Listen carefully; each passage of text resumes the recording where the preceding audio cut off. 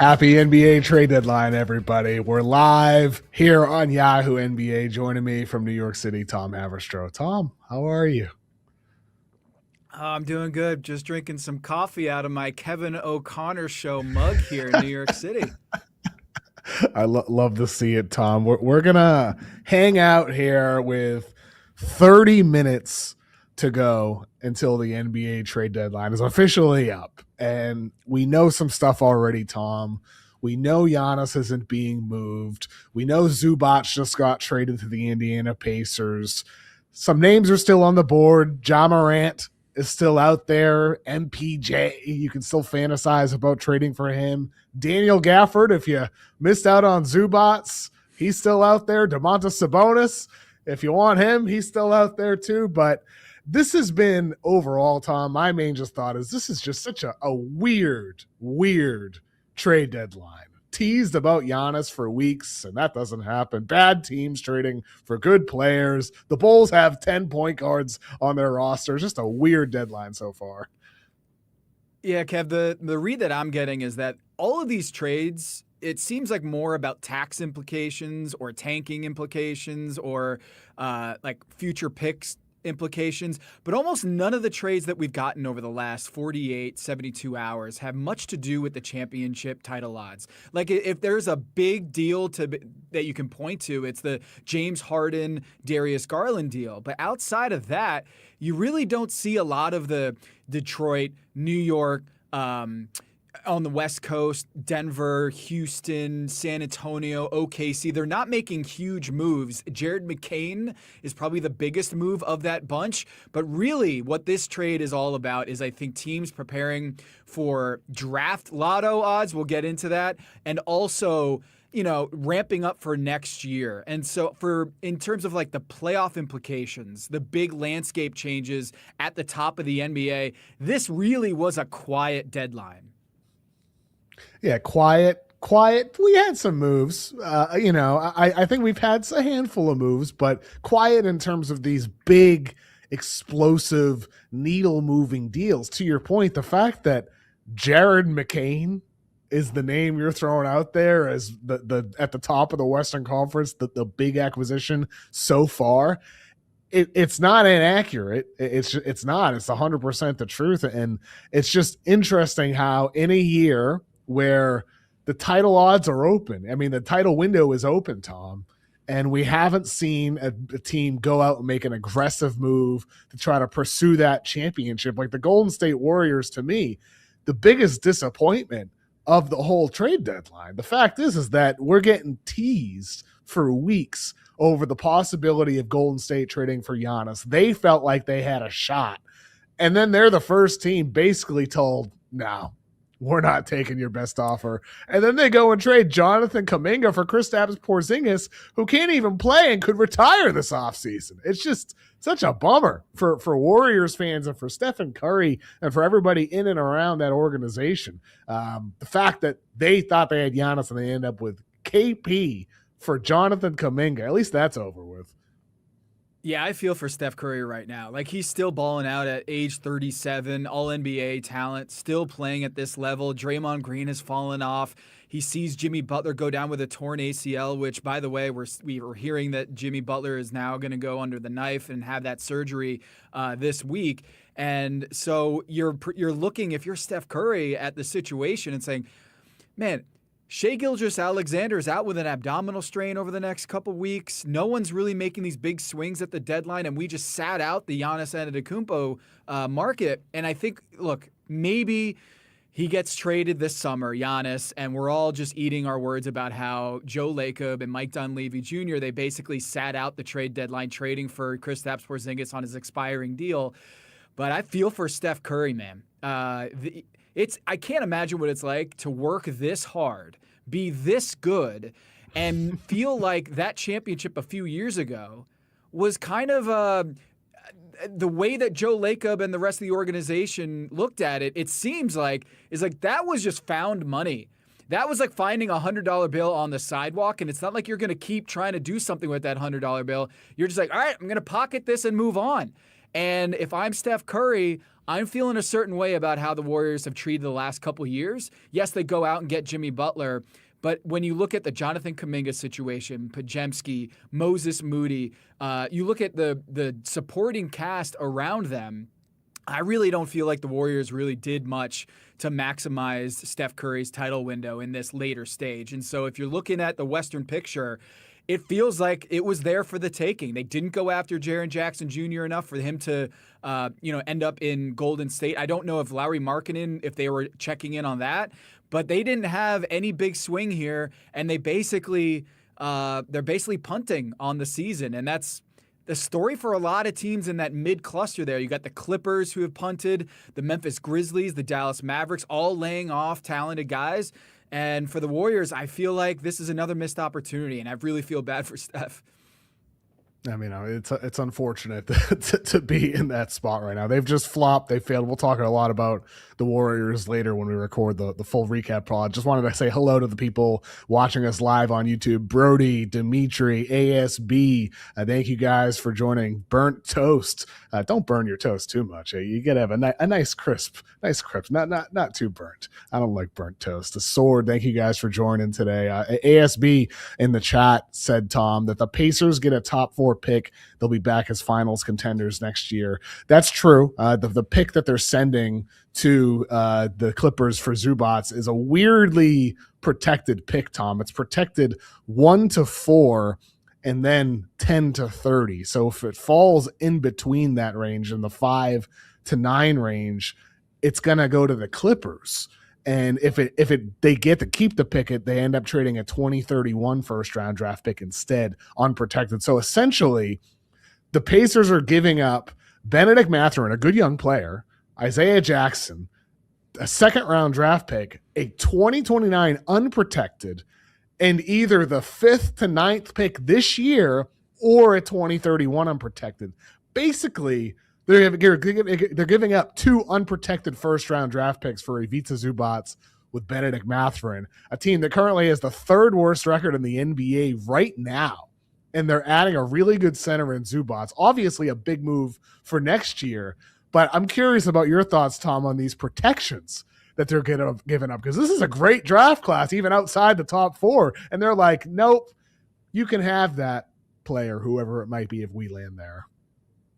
Right now, it's likely they lose it. At the number 3 spot, they I just ran the numbers on this, Kev. Over half. At the number 3 draft, that they're at over half, 58% chance of them losing this pick that they just sent over to the LA Clippers. So right now, as it stands, if they were the worst team in the NBA, if they had the number 1 draft lottery spot, they would have a 48% chance of losing this pick. Same number, basically, at the number 2 slot. But at the number 3 spot, which they're currently in, it's a 58% chance that they are giving this pick to the Clippers. Great deal making by the Clippers here to get off of Ivica Zubats and James Harden and signal they're basically moving till next year and the future for the Clippers. It was all in right now with James Harden and Kawhi Leonard and the oldest roster in the NBA, but they've remodeled everything, and there's a chance that they get a 5 through 9 pick in a loaded draft. And if you're the Pacers, you're looking at this and saying, look, we think this is a 4-player draft. If you want to get 5, fine. If you want to get 6, fine. But we see this as a 4-player draft. And as long as we protect those guys, whether it's Caleb Wilson, Darren Peterson, AJ DeBonsa, and basically looking at this and saying, we want to make sure we get the top 4, but if anything after that, you guys can go take it. And the Clippers are like, wait a minute. We want protections if it falls to 10 or 30 and make sure that we can get this down the road as an unprotected pick. So I actually think this is a win-win for both sides. The Clippers move off of Zubats. The Pacers get a real big-time center for them next to Pascal Siakam and Tyrese Halliburton. But that 5 through 9, it's likely to convey to the Clippers this year. I'm pretty shocked by this, that the Pacers would be willing to give up potentially a 5 through 9 pick this year. Yeah, it is a bit of a surprise to me. And Alvarez in the live chat brought up an interesting point. He says, does Big Zoo fit their style of play, though? Pacers like to run. And that was one of my thoughts as well. Zoo is a slower center, not a guy running up and down the floor. But I do think he fits because Zoo is a good passer, a good quick decision maker. He can hold the ball out of the perimeter on the wing and elbow area, make the right pass, make the right decision. He can handle the ball on the short roll, dribble once, finish, or kick it out. He can make passes within the flow of the offense. And so I think Zoo is a fit, even though he isn't this historically up and down center. He can be a lob finisher as well for Halliburton, and he's one of the most efficient pick and roll finishers in the league, and an unbelievable screener as well. Even though he doesn't shoot threes, I'd argue he's a better fit than Miles Turner for the Pacers than what he was in their finals run with him playing his basketball at his best. And so I agree with you, Tom. I think this is mutually beneficial for Indiana and for the LA Clippers. For Indiana, though, considering the strength of this draft class, if you bring in Zoo and he helps you win games over the remainder of this season, like, they don't have bad players. They're just missing Tyrese Halliburton. They might screw up their odds, but this speaks to the nature of the flattened odds. You don't have to bottom out to have a chance at a top pick. The Mavericks just moved up from the 11th best odds. And so Indiana could fall to the 5th best odds or the 6th best odds and still end up in the top 4 with what that would be a 37-ish% chance of keeping their pick. So for Indiana, I think it makes sense. And I like the Zubats fit. And for the Clippers, that is a name we still have on the board here, Tom. We're 19 minutes until the trade deadline. Kawhi Leonard, Tom, is just alone, just in Intuit Dome, just hanging out without his co-stars. His second and third best players on the team are gone, and it's just him. And the Clippers, after winning 16 of 20 games, are in a position where it's like, well, now what? I wonder, like, is there any chance that I have not heard a peep about this? Nothing. Zero Zippo, to be clear. I wonder if there's any chance that, like, teams are calling about Kawhi right now and saying, hey, what is it going to take? They're not going to trade him with this aspiration, the investigation going over their heads. I don't think There's so no either. way, Kev. You think the Clippers would trade Kawhi with this aspiration investigation over their heads? I would keep him on the payroll and make sure that everything is tight and close to the vest, and make sure that this is a situation that does not get out of their hands. So James Harden's already moved. Zubats has already moved. I can't imagine that you would see Kawhi Leonard getting moved here at the deadline. We've got, 18 minutes to go, but I'd be stunned if they moved off of Kawhi Leonard, right? The way things are going, they extended Lawrence Frank. The front office is still intact. And if you've got this kind of live wire of this Kawhi Leonard aspiration scandal on your hands, and Adam Silver, the league office, has not ruled yet ahead of this upcoming All-Star game that you're hosting, that would be a stunner of stunners. But then again, in the last 72 hours, we've had some pretty stunning moves, you know? Yeah, we have. I also would be shocked as well. I mean, there was a lot of Zubat stuff out there. There was noise about the Raptors, the Celtics being teams that were in on him as well. But there's been, unless it's real quiet, you never know. Unless it's real quiet, haven't heard anything about Kawhi Leonard. So nothing with Ja Morant at the moment. It seems like everything that's been reported around Ja, Tom. The Kings, I know that they offered something around Zach LaVine with no draft capital going back to Memphis, and it seems like Memphis is holding out, hoping for draft capital in that scenario. And Sam Amick over at The Athletic, among others, reported that it's actually the Kings that are asking for draft capital in return from Memphis. So I don't know if we're going to see a Ja move here. Maybe Miami steps up after missing out on Giannis Antetokounmpo. With Ja, I'm a little bit surprised that Sacramento is so unwilling to put just a pick on the table. I feel like he's worth the upside swing. Yeah, for Sacramento, it's a big swing on talent, and you hope that basically you're always just kind of moving the chairs around on the Titanic, where it's like, I guess we'll try Ja Morant now. We did DeMar DeRozan, we did Zach LaVine, we did Domantas Sabonis, we traded away Tyrese Halliburton, one of the best players in the NBA, and we're going to try to find some direction with this franchise. And Ja Morant could give you that energy and some sort of direction, but I'm not surprised, and maybe we have something shaking free here in the coming 16 minutes until it wraps up here. But look, I suspect that with Jaren Jackson Jr. gone, it's Memphis's kind of asking price is going to be shifting down, and so maybe that's what the Kings are doing, is just saying, you don't want to hold on to this guy. You want to turn the page and move on. We'll see what happens at $259, what your asking price is for Ja Morant. Absolutely, and that's 100% what could be happening here. Right now, we're just getting like little bits, little deals. Shams Charania had just posted that the Bucks and Suns expanded a trade to include the Bulls, and so instead of the Bucks getting Nick Richards from the Suns, now Nick Richards is being sent to the Bulls, and the Bucks are instead getting Ousmane Dieng.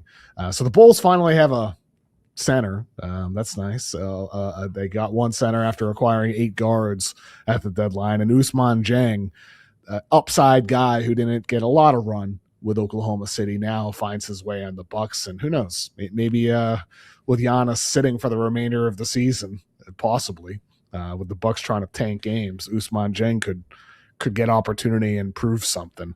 Strange little move there, Tom.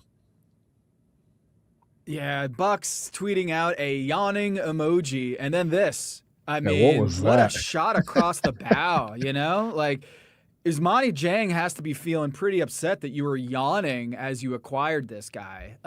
So the Bucks, you know, it is a spicy emoji to put out there at the deadline. I don't think fans are super excited that we were dragged along this whole time. Giannis Antetokounmpo wants to play. He was out on the court. He's talking to every local reporter saying how much he loves this city, but don't ask me about the Bucks. It's a weird emoji to send out. And to your theme of a very weird trade deadline, probably wouldn't have done that if I'm the Milwaukee Bucks. 74 Air says, why do you guys have huge beards? You look 10 years older than you are. Which is trying to be James Harden, Tom. Yeah, that's why. I'm just trying lazy. to be like That's James all Harden. This is. Yeah. I like the beard on you, this Tom. is what makeup for guys is what I've been hearing. This is makeup for guys. Yes, exactly. Yeah, fixes the chin. Fixes the chin for me. That's why I like the way the beard looks. And I would never go as big as James Harden. And now he finds his way in Cleveland, Tom, because Donovan Mitchell apparently preferred James Harden as a teammate over Darius Garland, and understandably so. This was a shocker in some ways. Like when this first came out, I talked about it on a video we made on Yahoo NBA earlier in the week. Before it was reported by Mannix, I think Mannix had it first, that Harden and Garland was being discussed. It was around like 4 or 5 p.m. that day. I got word that Harden and Garland was going to be discussed, and I posted the James Harden fat suit image as a quote over James Harden is out for tonight's Clippers game for personal reasons. And I said, James Harden out again for, quote, personal reasons. And Clippers fans were on my butt about it. Like, you don't know what he's dealing with. You don't know what's going on in his life to be out for personal reasons. You shouldn't joke about that, yada, yada. And understandably so, because I was very vague about it. I didn't want to report it because I hadn't heard it from enough people to report such an explosive trade negotiation. But I trusted who it was from, so I thought it would just be fun to put that out there. But the fact is, when I heard it, it's like, wow, Harden at Cleveland? That's weird. Like, this is just such a weird trade deadline. James Harden to the Cavaliers? I still haven't wrapped my head around the fact that this is going to be a thing, Tom. It's just weird to me. This is a hermit crab just trying to find a new shell. He just looks around the marketplace and says, who needs a hermit crab? I'm going to go over there. And the Cavs, I understand why they would want to move off of Darius Garland, considering the toe issues on both feet. And when you've got 3 years left onto the deal for a guy that Donovan Mitchell and I don't think there was a great fit in the postseason play when you're looking at 2 small guards. And the way I think they were minus 11 in the postseason with their core 4 on the floor in the postseason last year. And the having the most expensive roster, having a negative net differential in the postseason is a disaster. And so after this season of all of the injuries to Darius Garland, I get it. I actually like this deal for the Cavs because it's not like the Cavs were gangbusters this year. It's not like This is the same thing when people talk, Kev, about how they don't like the in-season tournament. I'm like, oh, so you love November, December, January NBA games to such an extent that you wouldn't be willing to give it up for a tournament in the middle of the season? The Cavs, the status quo for the Cavs with that they had two really underwhelming, disappointing postseason runs, and I get it. James Harden is the poster child for flaming out in the postseason, but it's better than having nobody, Kev. And that's what you were looking at with Darius Garland, potentially not having him healthy enough for the postseason run. And you know what that means? That means Donovan Mitchell might be out the door in 2 years if you didn't have anyone for him to have a running mate that he could look to and say, like, all right, you're actually trying to win a championship this year. And with Evan Mobley in and out of the lineup this year with the calf strain, I can understand why the Cavs made this move. It's just a question of how much they're willing to commit to James Harden long term and what kind of shape he's going to be in over the next couple years. But when you got a Darius Garland at 6 feet tall, maybe with foot problems, I understand why you moved off that money and decided to go get a guy, James Harden, who's been basically averaging 25 for the last 2 decades. And for him, this is another opportunity, right? To quiet all the doubters, to win that elusive championship on a team that in the Eastern Conference yesterday at BetMGM, they were the favorites to come out of the Eastern Conference.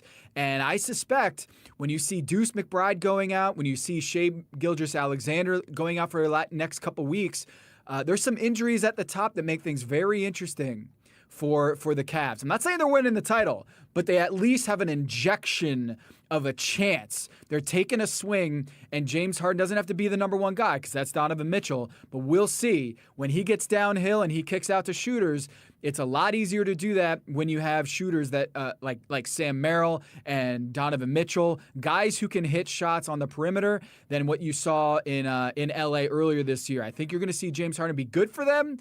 It's just, man, I said it yesterday on the Big Number. It's like the Billy Joel line. We're all sharing a drink called loneliness, but it's better than drinking alone. They're both, these teams. James Harden needs that championship. The Cavs need that championship. And I guess they're trying to marry those championship dreams together, and we'll see what happens. We got 187 of you watching right now live on Yahoo NBA. Please subscribe if you have not done so already. But we only have 15 likes, and it would really help us out if you hit the like button if you're watching live and if you're enjoying the stream so far. It's Limbs in the chat said, Io to the Wolves is my favorite underrated move. They were already contenders, but they just doubled down on killing teams with shooting and athleticism. I'd agree with that. I mean, I think with Minnesota, obviously, like, you're talking about Giannis and you're dreaming about Giannis and all the complications of that. And then they trade away Mike Conley and you're like, well, they could have got Kobe White, but we didn't do it. I like the Io Dosunmu fit more.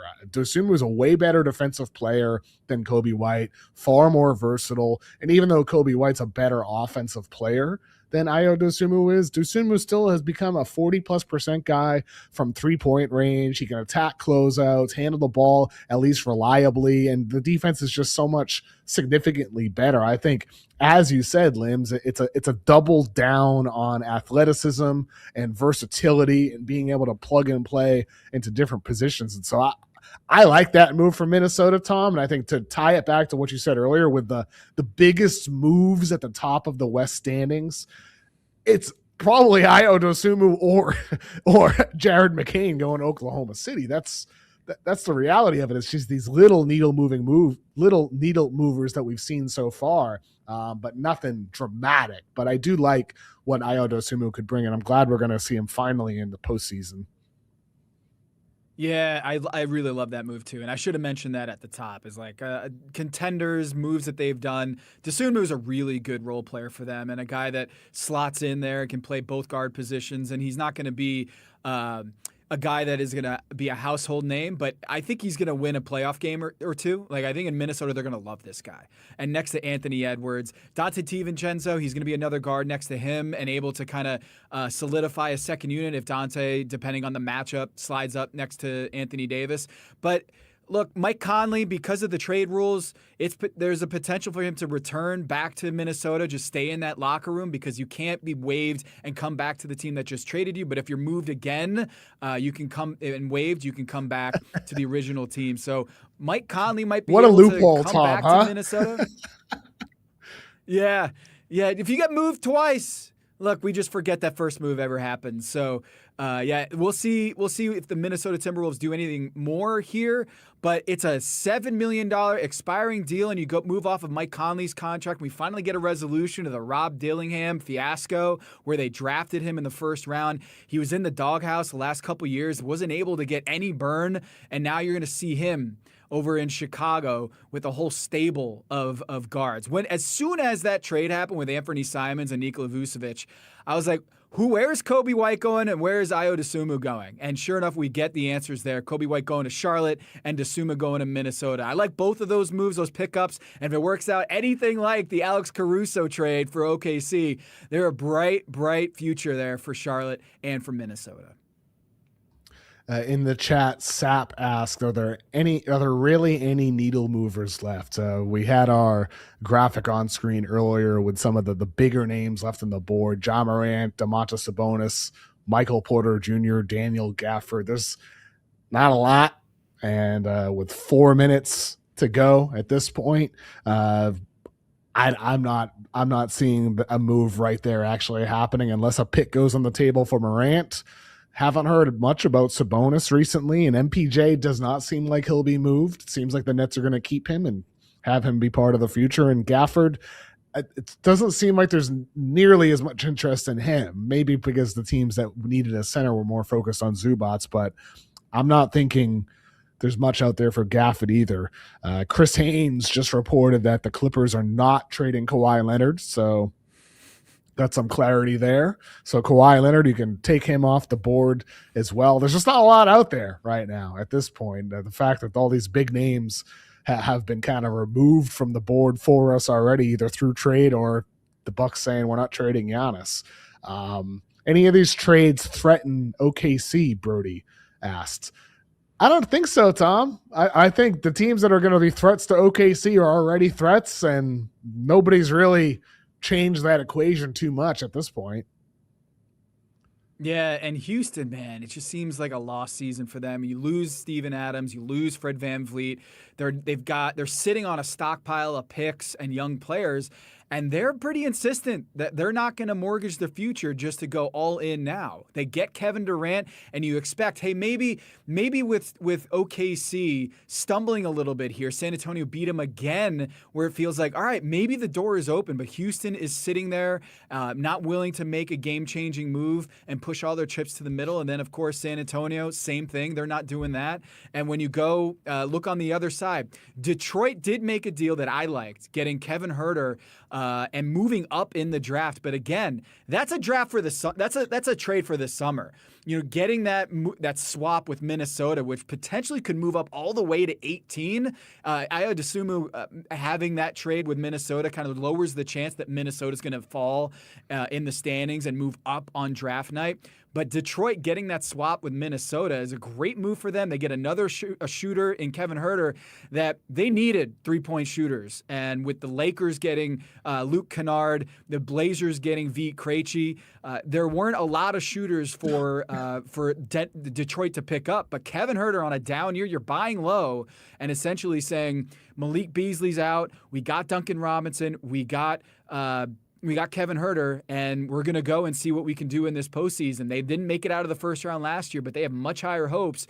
And I don't think that they're going to scare OKC if they make it to the finals. But then again, I think OKC's got to be feeling pretty good about how the deadline's gone so far. Yeah, I'd say so as well. I think that's spot on. Alvarez in the chat said, what is Rob Pelinka doing? I think Rob Pelinka's waiting, Tom. I think he's still waiting. But wasn't that the conversation before the year that the Lakers are waiting for 2027? And that seems to be the case, right? They get Kennard, as you just mentioned, but they're waiting on the possibility to make a splash and get Giannis this offseason when they'll have more draft picks available to trade. I don't think if there's anything more to it than the Lakers are just waiting patiently. I mean, what do you expect Rob Pelinka to do? They don't have a lot of great assets right now. They're not going to trade Austin Reeves because they're going to want to retain him or sign and trade him this summer. So I'm not really sure what he was expecting Like, is LeBron James, is he going to trade LeBron James with his veto power? I don't see what magical move the Lakers could have done here except wait till this summer. They open up another pick to potentially go big game hunting, and they have Austin Reeves' contract to deal with. So I actually really liked what the Lakers did here at the deadline. Kennard's maybe the best shooting specialist in the NBA, and when you got Luka and LeBron on your team, you want more guys like that. Austin Reeves, too, a great guy, drive and kick guy. You need to surround those guys with shooters. And every time they kick out to Gabe Vincent or Jared Vanderbilt, I don't think anyone's getting inspired by those catch and shoot guys. And when you get Luke Kennard, he's arguably the best player, flamethrower on the marketplace. And so Atlanta moves off of Krejci, moves off of I was just Luke Kennard and Krejci, and then they basically get Kispert and say, we're good. I don't like what Atlanta did, and I actually really like what the Lakers did picking up Kennard. I think that's fair, Tom, and I agree with you. The delayer in chat said, at what point does Miami need to have a team building strategy beyond nice weather and low taxes? I think it's a very fair question, but at the same time, like they just don't have enough. They didn't have enough to go get Giannis. It's as simple as that. This offseason, maybe things will be a little bit different when they have more tradable draft capital available. And if I were them, I think they also made the right choice, at least unless something trickles out in the next couple minutes here. We're at 3:01 p.m. Eastern, so the deadline has passed.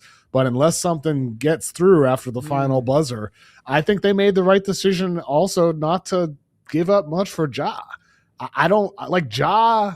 Ja was unwilling to play the style that Miami is literally taking to an even greater extreme this year with the no screens offense that Noah LaRoche, the Grizzlies assistant last year, now helped bring to Miami. I think they made the right choice bypassing on Ja. I think it's a totally fair point about the overall vision of the team, but I think they have a nice foundation there, Tom. It's just a matter of waiting for the right guy, and that guy perhaps could come this summer. That's the way I feel about it. Yeah, they're going to still keep going after Giannis. If you know one thing about Andy Ellisberg and Pat Riley is they're going to always try to land that big fish. And we'll see. It's still on the table, right? Like, it's not like Miami's going to say, all right, we're going to pull Khalil Ware and Jaime Jaquez Jr., Tyler Hero, and all the picks. They're going to have potential to add a pick this summer to that package, but so does everybody else. So it's not like a relative increase in their trade value. And we're getting word from Jake Fisher at the Steinline. He says there will be no Domantas Sabonis trade. So he's another name that is going to be sticking home, not being moved. Ja Morant also on that list. As of now, we haven't heard anything on the Ja Morant front. And I'm not surprised about the Miami thing. I don't love the off-court fit of Ja Morant in Miami. You know, I just don't see it. Like, if you got off-court issues about partying and waving guns and stuff, I don't think Temptations of Miami Beach is a good place for that. We've seen a lot of guys go to Miami and clean up their act, and under Pat Riley's leadership, that they just stay in line and they play nice in Miami. I don't know if Ja Morant is there, and I don't know if there's any way that Andy Ellisberg, Eric Spoelstra, Alonzo Mourning, Pat Riley can get the assurances they need that Ja Morant will grow up and essentially be a lot more professional and disciplined. And if you're going to move picks or move off of Khalil Ware or move off of Jaime Jaquez Jr. in a deal for Ja Morant, you got to believe that you're getting a guy who has basically been all about basketball. And I don't know if he's been there. He's been suspended by the team, suspended by the league. And so I think that Ja Morant staying in Memphis is a wake-up call for him that, look, the market for Ja Morant has completely dried up. And the fact that we saw Jaren Jackson Jr. get moved for essentially a salary dump and picks, and then Ja Morant wasn't able to get moved, suggests to me that the market for Ja Morant has bottomed out, and maybe this is like a turnaround, a wake-up call for Ja Morant. I don't know what would be a wake-up call for Ja Morant, but at this point, he hasn't been able to stay on the floor. His body hasn't been right, and I'm not surprised that a team like Miami isn't willing to put up real assets to go get him. I think it's the right choice for the Heat to bypass that opportunity, wait, and we'll see now. I mean, I think the Kings with Sabonis, they're keeping him, it seems. As you said, we haven't gotten official word on Ja Morant yet, but I'd imagine that he's not being moved, but I haven't seen that official yet. But we're now at 3:04, Tom, and still nothing on Ja Morant at this point. So that's really the only lingering name at this point, with the trade deadline now past 4 minutes ago. But I have not gotten any word. I'm not seeing a text message. I'm looking at my phone right now about anything with Ja. I'm not seeing anything reported on social either. So it does seem like Ja Morant will indeed stay with the Memphis Grizzlies. Domantas Sabonis will stay with the Sacramento Kings. Giannis Antetokounmpo will stay with the Milwaukee Bucks. So some of the big names that were part of the conversation, the discourse these past few weeks are going to be staying put. Let's just take a couple more live questions before we get to the full recap here, Tom. Limbs in the chat mentioned with Ja in regards to that. Ja peaked without a jumper and never worked on it to make his peak sustainable, regardless of his antics. I think that's a good point. That's in part why we're here. The Nets have 17 guys under contract right now. Justin Lieber said in the chat, I bet Cam Thomas is out the door one way or the other. I don't know. I don't see the count. I don't know if 17 is accurate, but Cam Thomas, another guy, hadn't been moved yet, Tom, too. Cam Thomas is another name that we kept hearing about that could be moved prior to the deadline. The Bucks had interest, and he's still with Brooklyn. Anything else come to mind to you, Tom, that hasn't happened or something we might have missed out on? Well, we did hear yesterday that teams were trying to move early in the trade deadline with at least 24 hours to go because of that Mark Williams trade that never was last year. That basically the Lakers got Mark Williams, and then there's a physical mishap, and the medical didn't go right, and then they couldn't pivot, and it was an awkward thing. I remember, Kev, I was in Cam Thomas Charlotte waived. And saw waived, Tom. He got waived. Whoa. So Cam Thomas has been waived, according to Shams Charania. That just happened. Wow. What a downfall. This is a guy who scored 50-plus points, 4 games in a row?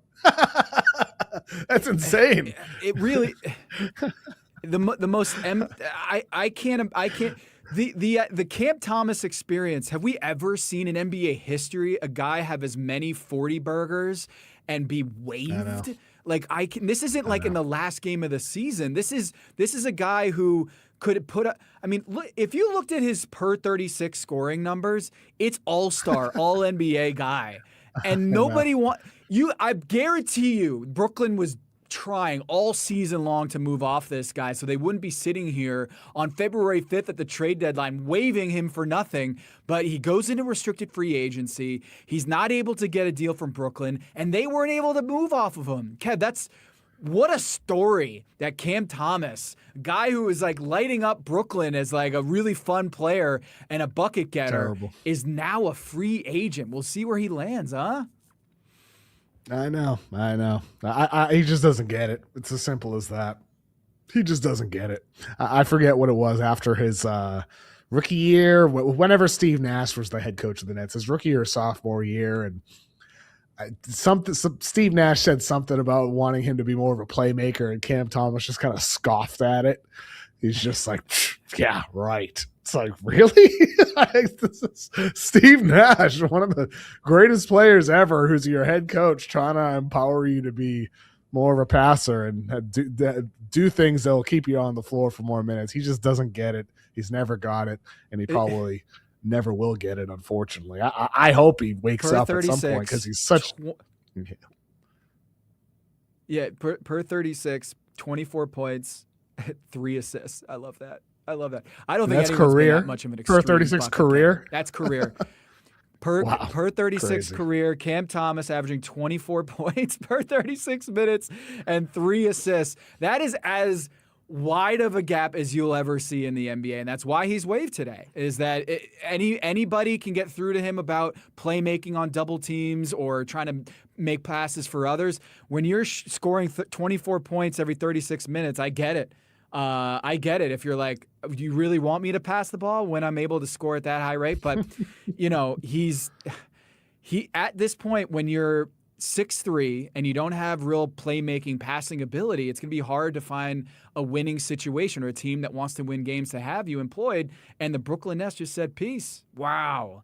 That's a shocker at the deadline.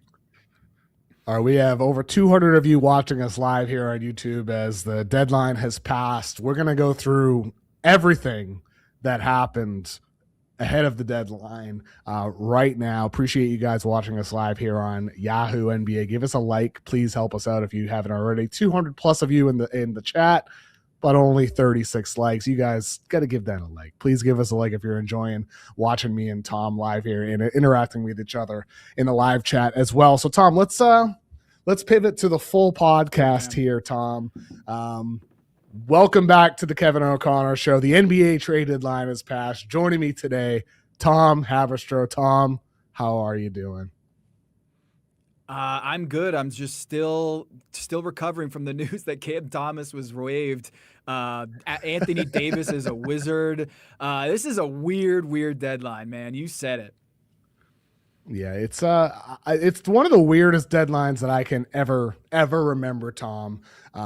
In part because of the expectations going in with some of the names, not just Giannis, but Ja Morant and Domantas Sabonis, and those guys don't get moved. The idea of, will somebody go for Michael Porter Jr. and offer 2, 3, multiple first-round draft picks? Will somebody go all out for Trey Murphy and see him as the final piece of their championship team? And none of these teams or players were moved, and none of those teams that were at the top of the standings made those types of moves for those players. And it was the teams at the bottom of the standings with the 3rd, the 5th, and the 6th worst records in the league. The Pacers getting Zubats and the Wizards getting AD and the Jazz getting Jaren Jackson Jr. They're the ones getting the biggest name players. It's just a weird kind of upside down deadline considering the open state of the title contention window right now, that this is the way the deadline went. It's just weird to me. Very strange. The trade deadline was all about not who's going to try to win the most games, it's who's going to try to lose the most games. That's what this deadline was all about. This was a race to the bottom. This was the teams that Milwaukee's of the world, Dallas, they move off of Anthony Davis for one of the saddest trade packages I can remember. People keep saying, oh, they got 3 first-round picks. Those are second-round picks. Those are second-round picks, basically. I think you called it fake first, the one, the Golden State one. That's absolutely right, is that the race to the bottom here around Cooper Flag for Dallas is very real. Kyrie Irving, who knows if he'll come back, but I don't think he'll come back this season. He may have played his last game as a Dallas Maverick. And then you look at the Indiana Pacers, the Washington Wizards, Utah.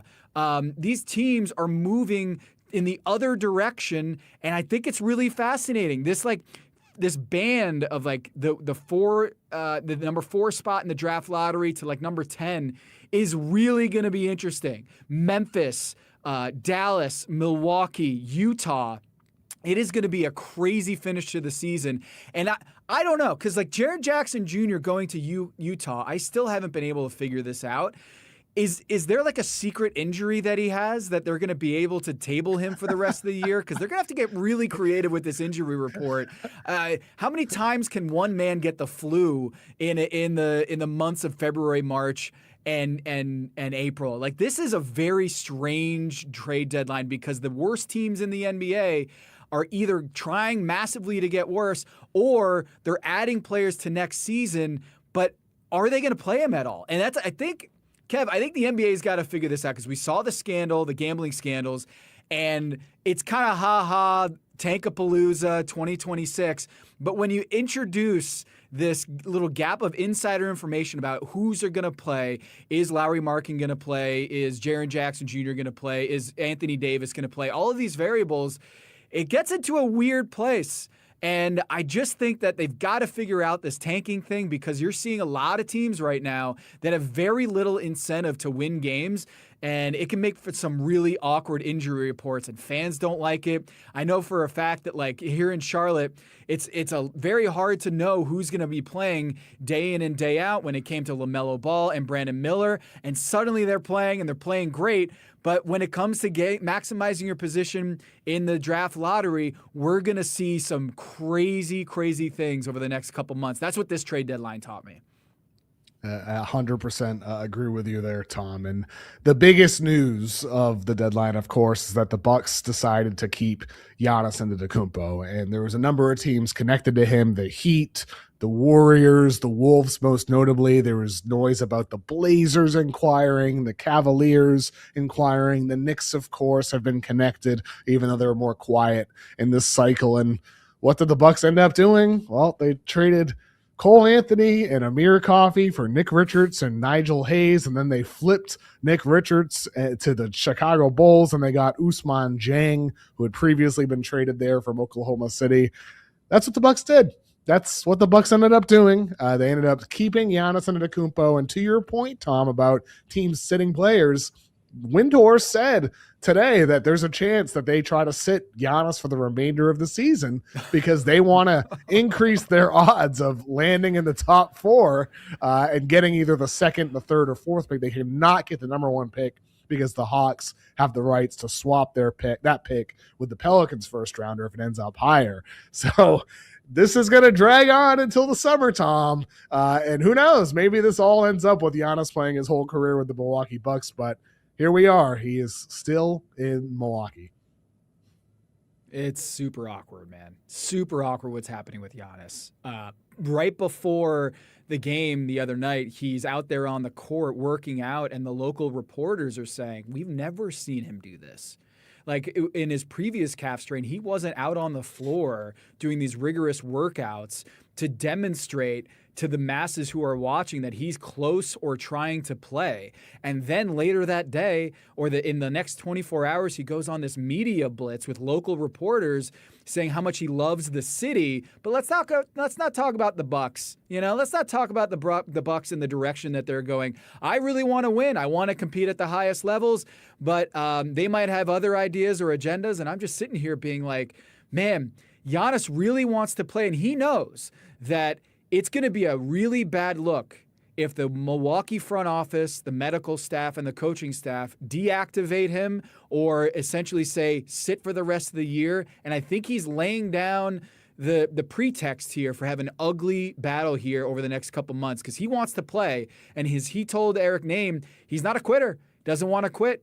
Everybody around him wants him to sit games, and he doesn't want to sit. And I wonder if this is the Milwaukee Bucks are trying to be like, yo, we just saw Tyrese Halliburton tear his Achilles in the NBA Finals. We don't want the same thing to happen to you. And yes, Giannis Antetokounmpo is a fighter, that he wants to fight through these injuries and show that he's going to give it his all. But at what cost? Tyrese Halliburton did it in the NBA Finals. The stakes were NBA Finals, win an NBA championship in Game 7. The stakes literally do not get higher than that. Like, it's immortality for Tyrese Halliburton on the table. It's immortality for Kevin Durant in the NBA Finals in 2019 with his calf strain coming back, and he snapped his Achilles. This is not immortality for Giannis Antetokounmpo to be fighting on a 10 games under 500 team. So maybe he comes to his senses and says, look, I just need to rehab and get my calf strain right, get my wheels right, come back next season. But he is putting it out there very aggressively, loud and clear. He has no intention of sitting out the rest of the season. And the Milwaukee Bucks are pointing to, hey, we are not making moves to go all in right now for you. We did the Miles Turner trade, but man, this does not look like it's going to be headed for a very clean offseason for the Milwaukee Bucks and Giannis. I think it only gets uglier from here, Kev. Well, if we look at the Eastern Conference standings right now, Tom, they're behind the Charlotte Hornets. They're behind the Chicago Bulls only by 3 games for the 10 spot in the play-in. And so there's a chance if Giannis comes back, they could win a little bit to get into the play-in, but ultimately that's not for their best. For their best is having that first-round draft pick in the lottery with a chance to end up in the top 4 with a second, third, or fourth pick, or even if you don't, ending up picking 7th or 8th or 9th, and having that asset as a piece to either A, add a really good player or through the draft, or B, trading that pick for a good player that keeps Giannis and better builds around him. And that's why I think for the Bucks, it made sense to wait, because more doors open in the offseason for the Milwaukee Bucks. The door, it remains open that Giannis stays with Milwaukee and you build around him again, and all this drama is in the rearview mirror. That is also a possibility with that draft pick. There's also the possibility of better offers being out there. That could happen. There's also the possibility that worse offers are out there this offseason, and that Giannis is able to leverage his way to another team, a specific team, and you get a worse return back than what was out there right now as well. And so I think they raise the upside of what they can get for him, and of course they do lower the ceiling for what's possible as well with a return for Giannis. But I think that's a gamble worth taking if you're Milwaukee, especially given the state of the team right now with their current record at 20-29 in the lottery with a chance to get a top 2nd, 3rd, or 4th pick. So I like their decision to do that, Tom. And ultimately for everybody else that had an interest in him, Minnesota, Golden State, Miami, some of those teams might have a chance this offseason. Miami probably would. I don't know about Minnesota in the offseason, but Golden State more than anybody else, the fact they missed out on this, Tom, I think the Warriors are the biggest loser of the trade deadline. The fact that for weeks the Warriors front office was signaling that they felt like there was a chance of getting Giannis. They put their best offer out there on the table for him, and then they end up trading Jonathan Kuminga for Kristaps Porzingis, who has POTS and can't even play 20 minutes and might retire this offseason. That's what you end up getting to support Stephen Curry and Draymond Green after all of this. That's what you end up with. Just such a bummer. The Warriors are the biggest loser, in my opinion. Hey, I can't disagree with that, but how about your Buddy Hield erasure? You know, like you just he goes to Atlanta. We didn't even mention it. So Buddy Hield, the whole Jimmy Butler bromance with Buddy Hield, it's over. It's done. And Jimmy Butler is slated for ACL surgery, and Stephen Curry's got to be looking at this like, really? Like, this is the roster that I'm going to go out and into the sunset with? And Draymond is already out here, talking about it's just business if I get traded. I think it was a big whiff for the Golden State Warriors. And you can say, hey, look, what are they supposed to do? Jimmy Butler, the guy that they went all in for last year. Do you say big win, or did I mishear you? No, big whiff. Big whiff. Big whiff. Big whiff. Yeah. Big whiff. Okay, big whiff. Yeah. Woo. I know. Yeah, Kristaps, he's going to put him over the edge. Former champion Kristaps Porzingis going to put him over the edge. No, I don't think this is a win for Golden State. Definite whiff, swing and a miss on the whole Jimmy Butler thing. Because you can't acquire a 36-year-old Jimmy Butler and when he gets injured say, hey, woe is us. Like, who could have seen that coming? When you trade for a 36-year-old Jimmy Butler, you know the kind of miles on those tires, and you know at that age, with the Tom Thibodeau Chicago Bulls miles and all the stuff in Miami, like the deep playoff runs in Miami, that there's a chance that just like every other guy in the NBA, father time comes for him too. And so there has to be a plan B, in which case this is a big whiff for the Golden State Warriors. And I feel bad for Stephen Curry that he's looking at this where he is still at the top of his game. How crazy is it, Kev, that we're sitting here, that Stephen Curry is still in his prime? You can't even say that he's out of his prime. He's still among the best players in the league at his position, and they don't have a supporting cast that can support him on this championship chase. And so I think this is a tough pill to swallow if you're Stephen Curry. And looking at the landscape of the Western Conference, I feel like they could have made some moves here, and they didn't. And they can say that, hey, maybe the Jimmy Butler $57 million expiring contract, which you can't call it now, but maybe this summer you can go to market and say, hey, who's got some long-term money they want to get off of? We have a $57 million expiring contract here in Jimmy Butler, and we'll attach our picks, and we can go big game hunting again. I just don't know if that's going to do it enough with Giannis Antetokounmpo. And it signaled to me last night when they traded for Kristaps Porzingis that they are not in the Giannis Antetokounmpo business anymore, because you could have kept Jonathan Kuminga in this offseason, and they were like, we're cutting bait. We're done with Jonathan Kuminga. We're going to bring back Kristaps Porzingis, and maybe he'll play for us, maybe not, but we are out of the Giannis game, and that's what it signaled to me. The Lakers have failed Stephen Curry, Tom. The Lakers have failed. That's what it is. The last 4 years, they've been one of the biggest losers in the entire league. Obviously, they win that championship in 2020. That's awesome. They get the 4th ring for this core, and it's amazing they got that. But ever since then, it's just been whiff after whiff. In the draft, they whiffed on their young guys, their opportunities. They whiff on every trade opportunity, bypassing chances to get guys to bolster their odds of going for it. I mean, the fact is that they traded Jonathan Kuminga for a guy who barely plays, who might retire this offseason, who has a condition that there's nothing you can do to manage it in pots. It comes and goes at its will. And you don't know if you're going to wake up one day and be able to play or not. It's unfortunate. I feel bad for Porzingis. It sucks. He's a great player. If he's healthy, he's an awesome fit, but he's not healthy.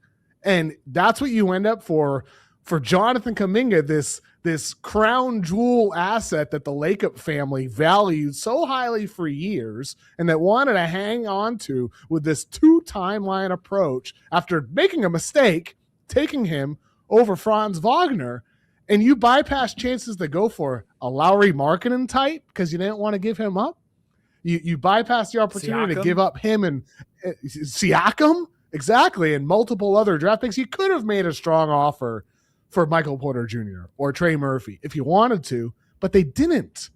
They didn't, and they just get rid of him for Porzingis and what feels more like just a salary dump more than anything else. And another year wasted of Stephen Curry still playing in the extended prime of his career. And that sucks. It sucks for the Warriors fans. It sucks for Stephen Curry. It's disappointing, the fact that the Warriors are going to just be a playing out this year.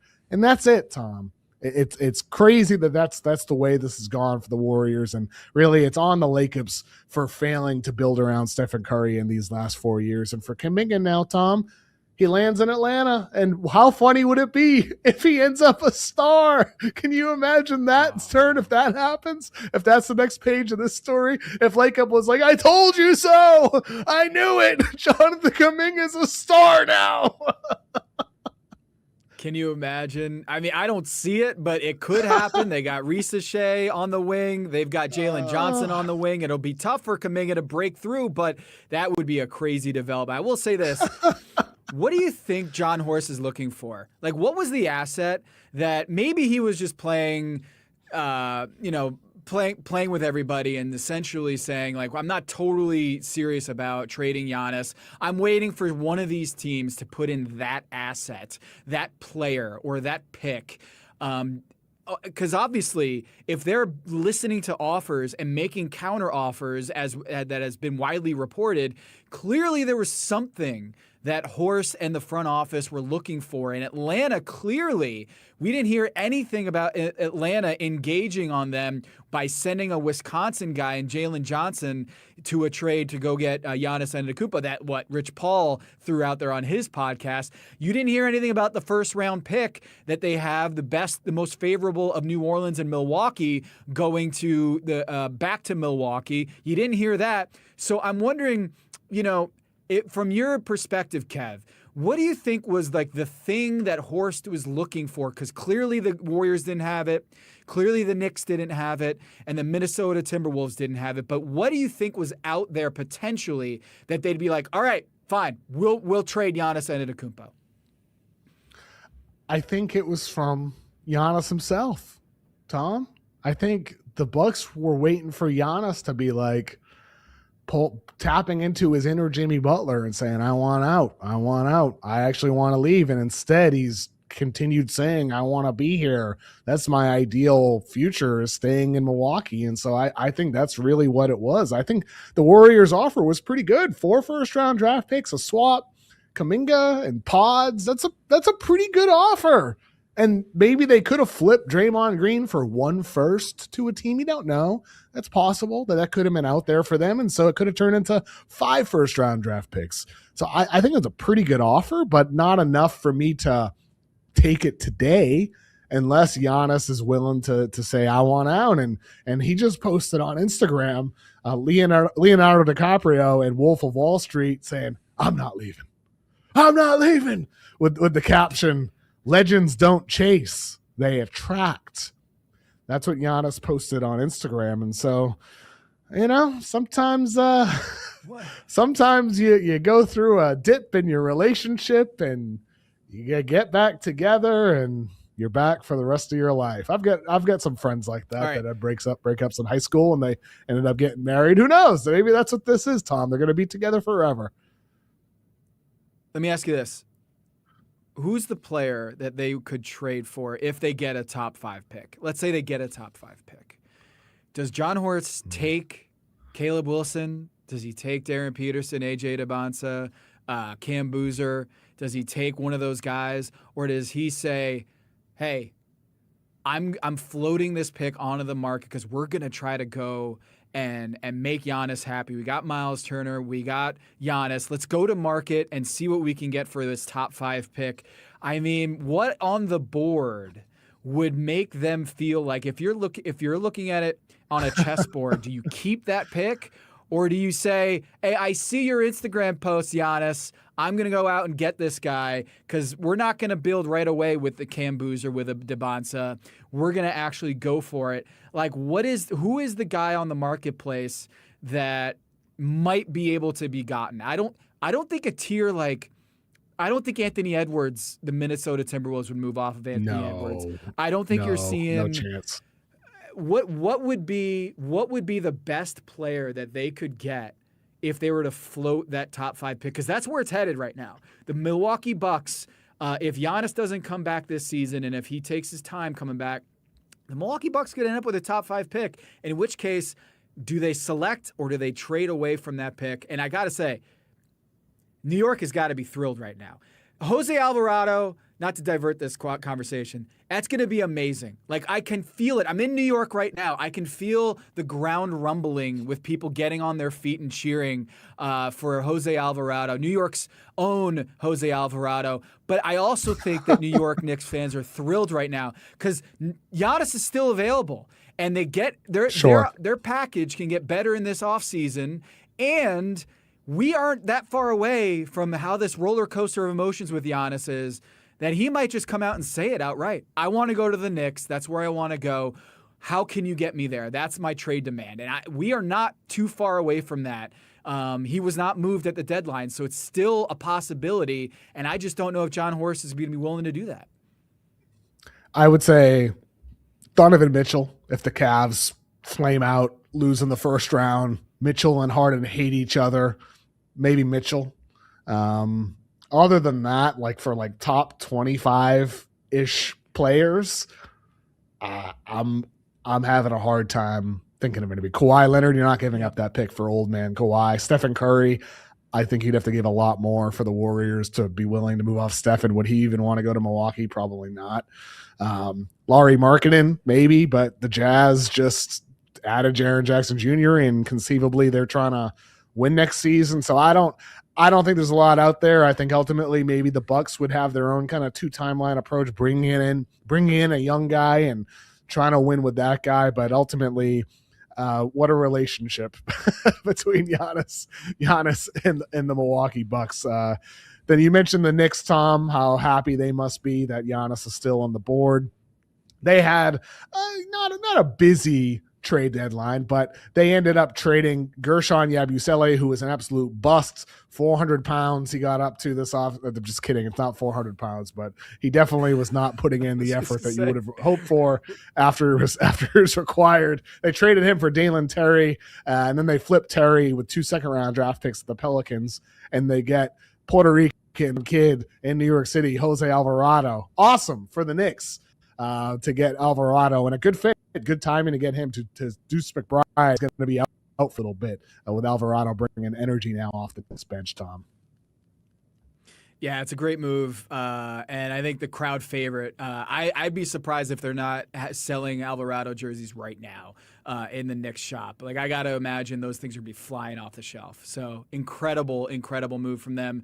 And I don't think that when you're looking at the rest of the Eastern Conference, you feel like the Knicks are any worse than they were going into the deadline, despite striking out on Giannis Antetokounmpo. He's still on the board, and Alvarado's going to be needed because Deuce McBride reportedly is out for significant time with a core muscle injury, and you get a defensive menace in Jose Alvarado. Grand Theft Alvarado fills a lot of the stuff that Deuce does defensively. He's not as big and strong as Deuce is, but when you look at the skill set of being a backup point guard behind Jalen Brunson, who's going to be an absolute pest against opposing point guards, I think it was a great move. You know, a lot of times you have these New Orleans Pelicans type teams that have veteran players who are misfits on the roster, rebuilding roster, and teams are going to pilfer that and try to go get a Jose Alvarado. And I can't tell you how excited I am to see the chants, to see the fans going nuts for Jose Alvarado, because he fits what they need now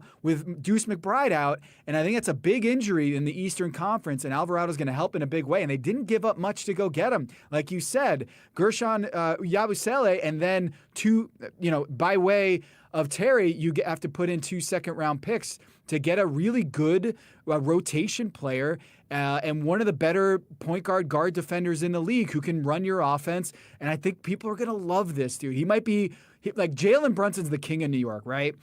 But I would say Jose Alvarado is going to be like the fan favorite there for the New York Knicks, much more so than Yabusele.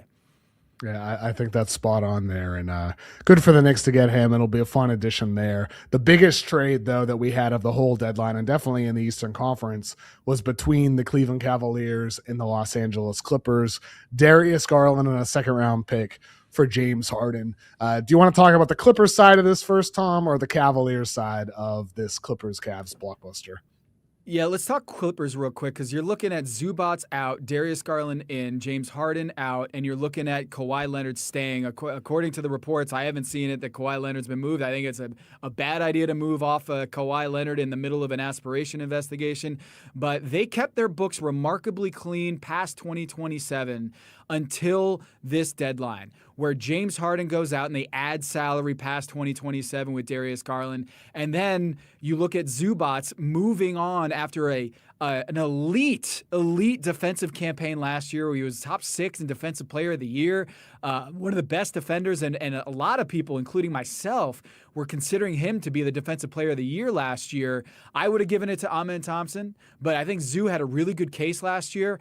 And the question for me is whether the Clippers have some intel to believe that was really a blip, that was just a once in a career year, that wasn't going to be a sustainable run for Ivica Zubats, and he was down this year. Not the same level of player defensively and scoring-wise. He was just out of his mind last year. And so if you're the Los Angeles Clippers and you're saying, hey, can we get that guy considerably for the next couple years to maintain that level? They moved off of him with what could be a really good pick in this Indiana Pacers top 4 protected and top 10 to 30 protected. So if it goes to the Clippers this year, the only way that happens if it's from 5 through 9.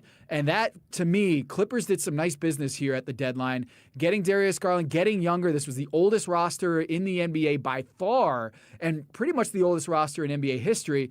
They're done with the Chris Paul thing. They move off of James Harden, and they build for the future alongside Kawhi Leonard. And the question is, just like with every other team in the league right now, it seems like, how much is Kawhi Leonard going to play the rest of the year if he's got an injured Darius Garland, no Zubats, and a bunch of kids around him? It's a really interesting question for the Clippers, and a total reversal of what we saw a couple weeks ago. A stunner that they were 16-3 not 2 weeks ago, and they were like the hottest team in the NBA, and they completely blow it up here around Kawhi Leonard. Clippers have won 16 out of 20, and then this all happens. And ultimately, it's a future-focused deal, Tom. As you said, they get Darius Garland and Benedict Mathurin. It's not the worst young backcourt to build around moving forward with Garland and Mathurin. It has its flaws, but I think Mathurin is still an upside player with the what he's shown in Indiana over the years. And Garland, as much as I've always been a Darius Garland skeptic, he's a small guard.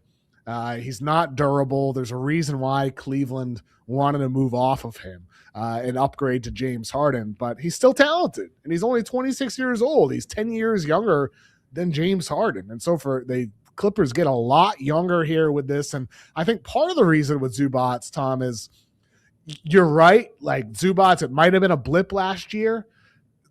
The return was awesome. Sometimes the return is just so good, you got to say yes. The fact is that they got a 2029 unprotected and then a 2031 unprotected if they don't get it 5-9 this year. So that pick that's protected in this year's draft class, 1-4 and then 10-30, if it doesn't land in the 5-9 range, it'll be 2031 unprotected. 2 unprotected picks for Zubats when you have John Collins, Brook Lopez is playing a lot better, and then Jonik Niederheiser, he's playing very, very well for them as a rookie. If like Conan continues developing, you have an upside guy at center. Zubats, the plotting style, maybe you want to play faster and up and down in the pick and roll with Yannick and Garland and Yannick and Mathurin, and maybe that's the way they're going to build moving forward. And they do keep Kawhi Leonard. Kawhi is in a situation now where he's got a bunch of young guys around him. They didn't want to pay James Harden. That's in part why Harden asked out and why he was sitting out despite the success lately. He's worried about his contract. They didn't want to pay James Harden. Are they going to want to pay Kawhi Leonard? Maybe Kawhi ends up an off-season trade, Tom. But we'll see what happens there with the Clippers moving forward this offseason. That's a conversation for another day. But I think ultimately one of the other things here, Tom, with relation to the Clippers, they get worse in this scenario. So they're worse right now with Garland out and Zubats gone. Even though they're currently in the play-in, they're only a half game up on your Portland Trailblazers. They're 2.5 games separated from the Memphis Grizzlies. The Grizzlies are tanking hard. I don't think they're going to catch them necessarily, but their chances of making it to the playoffs are diminished. And so OKC is a winner here. Like OKC, there's a higher percent chance that they get that Clippers pick in the lottery. There's a higher percent chance OKC, the Jazz got better. That pick is top 8 protected. It could fall out of the top 8. They get Jared McCain. The Clippers and then the Thunder in this situation are kind of a winner as a byproduct of the Clippers choices, the Jazz choices, and getting Jared McCain in the Western Conference right now. I wonder, did the Clippers punt because James Harden just decided, look, I want to get a big contract, and everything, all the dominoes fell? I wonder if the domino was even the aspiration thing. I wonder if the Clippers decided, look, there's a potential that this goes the wrong way. We might seem that we're innocent. We've put it out there that we're innocent. No wrongdoing. Steve Ballmer's been out there on ESPN saying we're innocent, that we didn't do anything wrong here. This wasn't cap circumvention. But I wonder if this is kind of a hedge, is to say, look, if we lose Kawhi Leonard or we get the hammer dropped on us, even if we don't agree with the suspension, I wonder if they just looked at the room and said, this isn't going to go our way, and we can't risk that we lose Kawhi Leonard and we have all these punishments down the pike. They might say, like, we're innocent, we believe we're innocent, but still the league office might not see it that way, and they decide to hedge their bets and build for the future, because right now the team was not, well, I should say a week ago, the team was not built for the future. It's the oldest roster in the NBA, and they were looking like they were going to be in a high-end playoff team with the way that they were getting. I don't think anyone wanted to play the Clippers in the first round.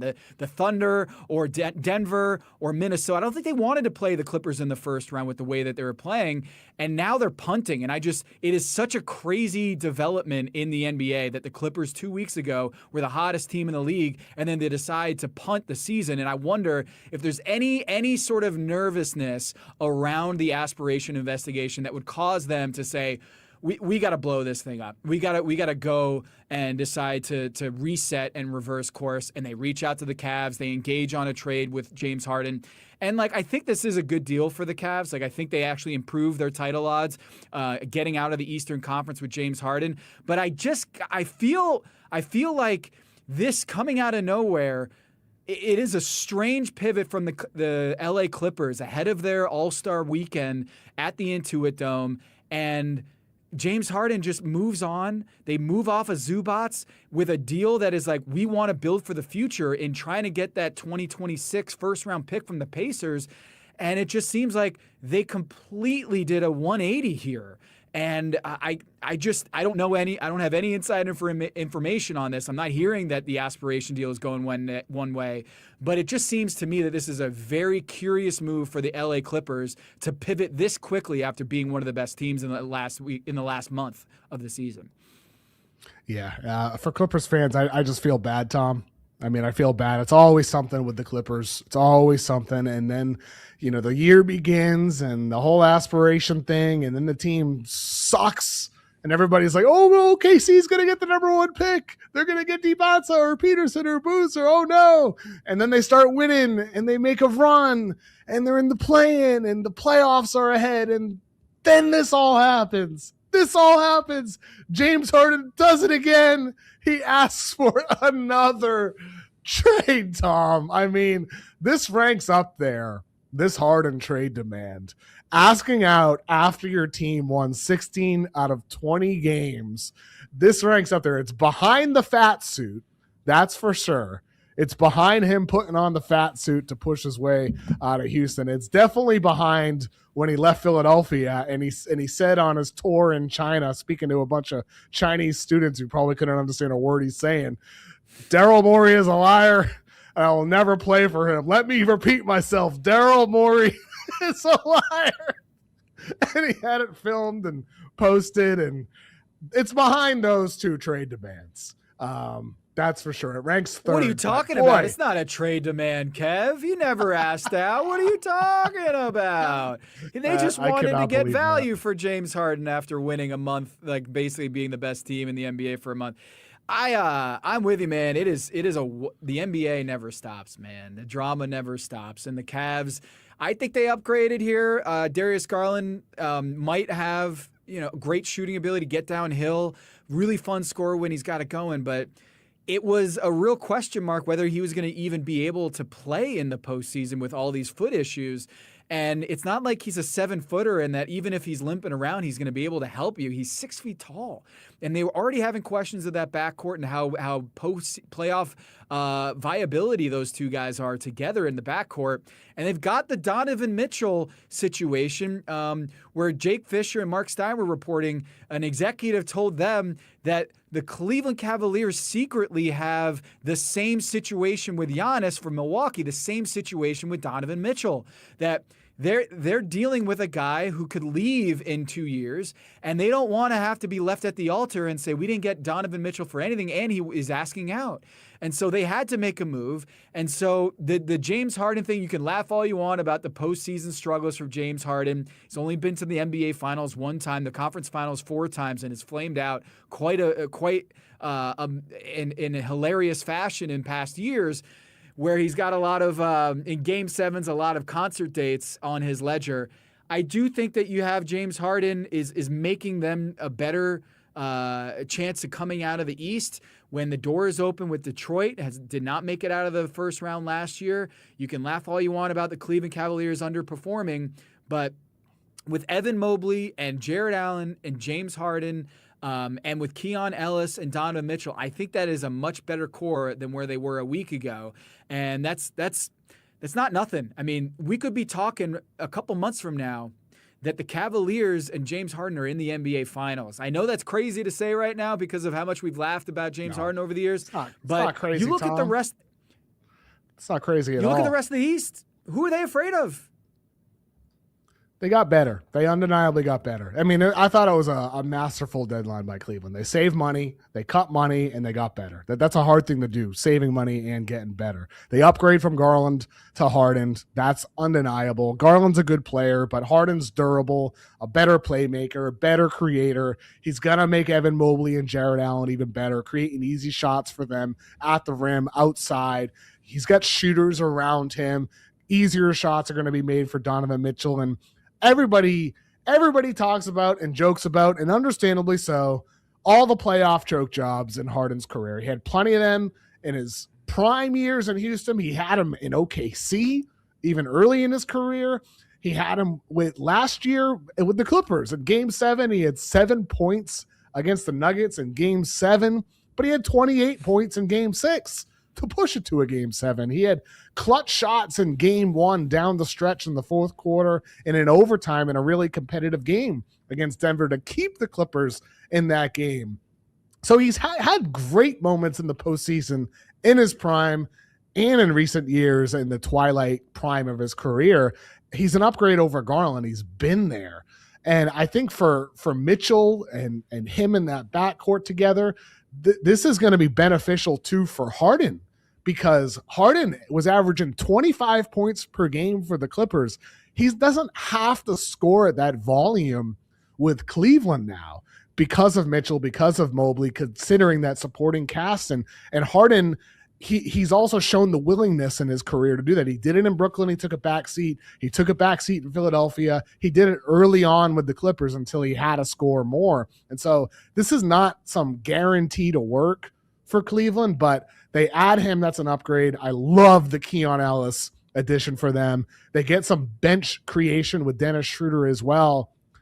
I like what Cleveland did. I think they're one of the biggest winners of the entire trade deadline. And I like the boldness of this choice as well, Tom, for Cleveland to go there. We do have some breaking news. The Milwaukee Bucks account just posted, just in, conversations have started about Shams Charania's future and discussing whether the ESPN senior NBA insider's best fit is staying on Giannis's all-star celebrity team or elsewhere, with a post of Doc Rivers talking about how it is on the table and that they're listening to trade conversations for Shams Charania. So the Bucks just put that out. They're feeling good today, Tom. Wow. They are here for this. The social media team might be the biggest winner of the deadline. That is spicy. Very spicy by the Bucks front office, and you know that people are going to be retweeting that if Giannis makes a trade demand this summer. Just like, man, they are out here with that tweet going after Shams like that, and it's all jokes. It's all jokes, right? But it's just like, man, Bucks are, for a team that is 20-29, they were getting their jokes off right now. With their best player in a calf injury, so they are getting their jokes off, which, man, this could go one or two ways, right, with this tweet and the yawning emoji from earlier. I hope for their sake that Giannis doesn't come out with a trade demand this summer. That's all I'll say. Yeah, I know. Well, they definitely feeling good today. We'll see how it plays out for them over the course of time. There was a trend in this year's deadline that we mentioned at the top, with the 3rd, 5th, and 6th worst records in the NBA adding former All-Stars. Zubats goes to the Indiana Pacers with the 3rd worst record. Anthony Davis goes to the Washington Wizards with the 5th worst record, and Jaren Jackson Jr. goes to the Utah Jazz with the 6th worst record. What do you think for these teams, Tom, is the overall approach with them mid-season with a loaded draft class deciding now's our time to make an addition? What's going on through the mind of these teams right now? Ping pong balls. That's it. For people out there who want to say that this is an 82-game season and that we shouldn't shorten the season, well, it's already shortened. We're seeing it all around the league.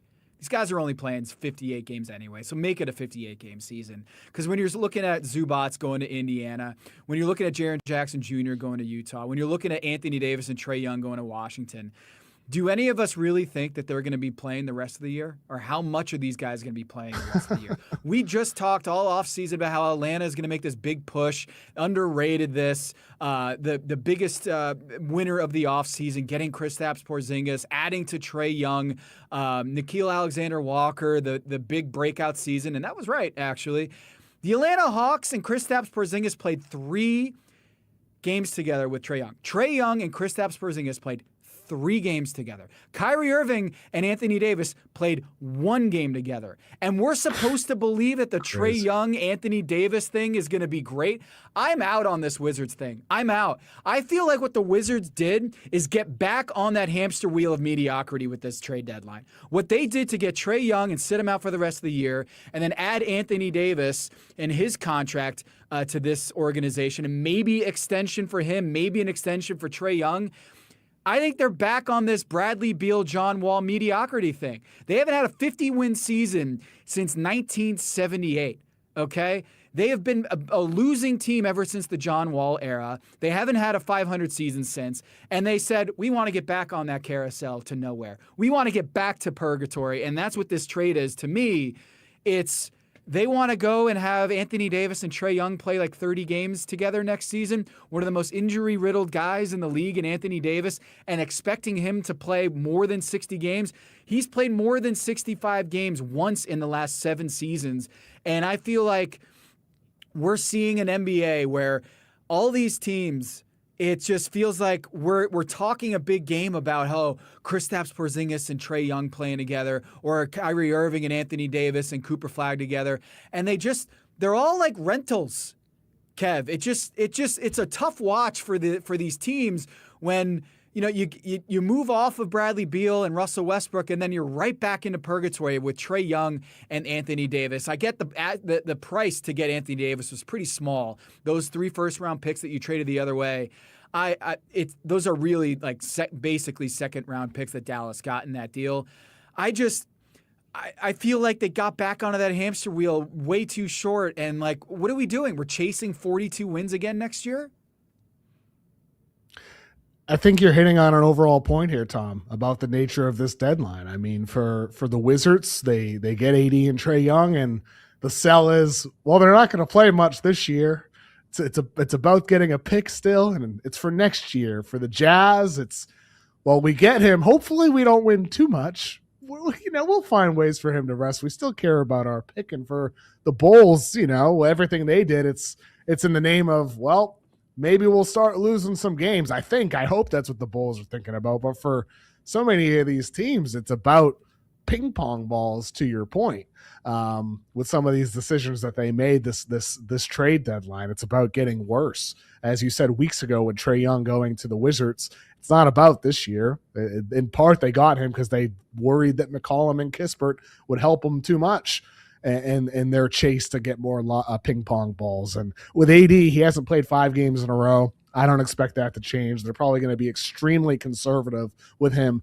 But I do feel a bit differently than you about what they get here, because the fact is they got Trae Young for an expiring in CJ and Corey Kispert, and they get Anthony Davis for Chris Middleton, 2 fake first-round draft picks, number 30 pick this year from OKC, a 2030 Warriors pick that only conveys if it lands 21 to 30, and some mid-second-round draft picks. So they get Anthony Davis and Trae Young for scraps. And so these guys will be short-term veteran support pieces alongside a pretty promising young core. This young core is pretty good with Alex Saw. Like, keep getting bites at the apple. Like, trying to go get your franchise cornerstone rather than just the ceiling is a 500 team. It is. You could say that Trae Young and Anthony Davis were all-stars, but since when are we expecting these guys to be healthy enough to play considerably? And I just feel like they got too impatient with the process, quote unquote. And I don't know. I feel like Wizards fans right now are like, wait, we're doing this whole thing. We're trying to chase 42 wins again every year. That's what I'm saying. And look, they're not going to be good enough to move out of the top 5 this year. I'm not saying that, but I just feel like this is, they're right. The Wizards fans are right back into that 500 mediocrity conversation now with this. At the end of the day, none of it matters unless they get a top pick this year. If they end up in the top 4, especially the top 3, and they're able to get Peterson, DeBonsa, or Boozer, that's what really changes the fortunes of this franchise. But Trae Young and AD are just short-term filler they got for cheap. That's the way I look at it for the Wizards side of things. And for the Pacers, getting Zubats, clearly just all about next year for Indiana, adding Zubats to this team. I love the fit with Zubats and Halliburton and that existing Indiana Pacers core. Zubats is not an up and down player. He's not a fast up and down center, but he's a quick decision maker. He's a guy who sets amazing screens for Tyrese Halliburton, rolls to the rim, elite finisher at the basket, whether he needs to take a dribble, a lob guy, great hands. He can make passes off the dribble as well on that short roll, and he's a good facilitator from the post and from the elbow. So I think for the Pacers, he adds a new dimension for them next year as they try to get back to being contenders. And the thing is, Tom, is they gave up a lot to get him. We talked earlier about the Clippers side of that, getting 2 first-round draft picks. They're giving up the pick in 2029 unprotected. They're giving up Benedict Mathurin and Isaiah Jackson. And then this year's pick they're giving up protected 1 to 4 or 10 to 30, which means if it lands in that 5 to 9 range, it goes to the Clippers. And so this is a risk for the Pacers to do this now. But at the same time, I do like the move overall, Tom, despite the risk and potentially losing that pick in the 5 to 9 range. That doesn't do as much for you if you're Indiana, if it's 5th or 7th. Obviously, that would be disappointing to lose that pick in the short term, but Zubats is a really good player, and you keep it if it's in the top 4. So I think overall, a win for Indiana, but boy, like I'm hoping for lottery luck on them on draft night if I'm a Pacers fan. Really praying for that if I'm a Pacers fan. Now, do you think that the Pacers are going to change their playing style with Tyrese Halliburton up and down the floor? It was awesome breakneck speed in the NBA Finals with OKC and Indiana.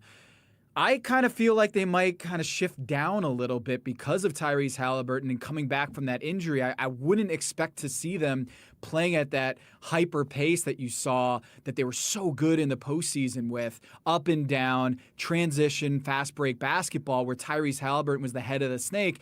And him coming back from the injury, I wonder if they're going to be like downshifting and saying, let's play a little bit slower, more in the half court, and Zubats can really do that. And Pascal, he's great in the open court, running those fast breaks and kicking out to shooters or just Euro stepping his way and spinning his way to the basket. A fantastic transition player. But to me, this signals that maybe Rick Carlisle and the Indiana Pacers are thinking they're going to downshift a little bit. And a guy like Zubats getting those offensive rebounds, second chance opportunities, running the high pick and roll with Tyrese Halliburton, I think you're going to see a lot of different tempo and style of play with the Indiana Pacers with Tyrese Halliburton coming back from the Achilles tear. I think that's a really good point. It's very possible they slow it down. That's a really, really good point with what could happen there. On the Wizards deal, we'd get to discuss the Mavericks side of that as well, Tom. They give up AD basically for fake picks and second rounders, and that comes 1 year after trading Luka to get AD. And obviously this is horrific value.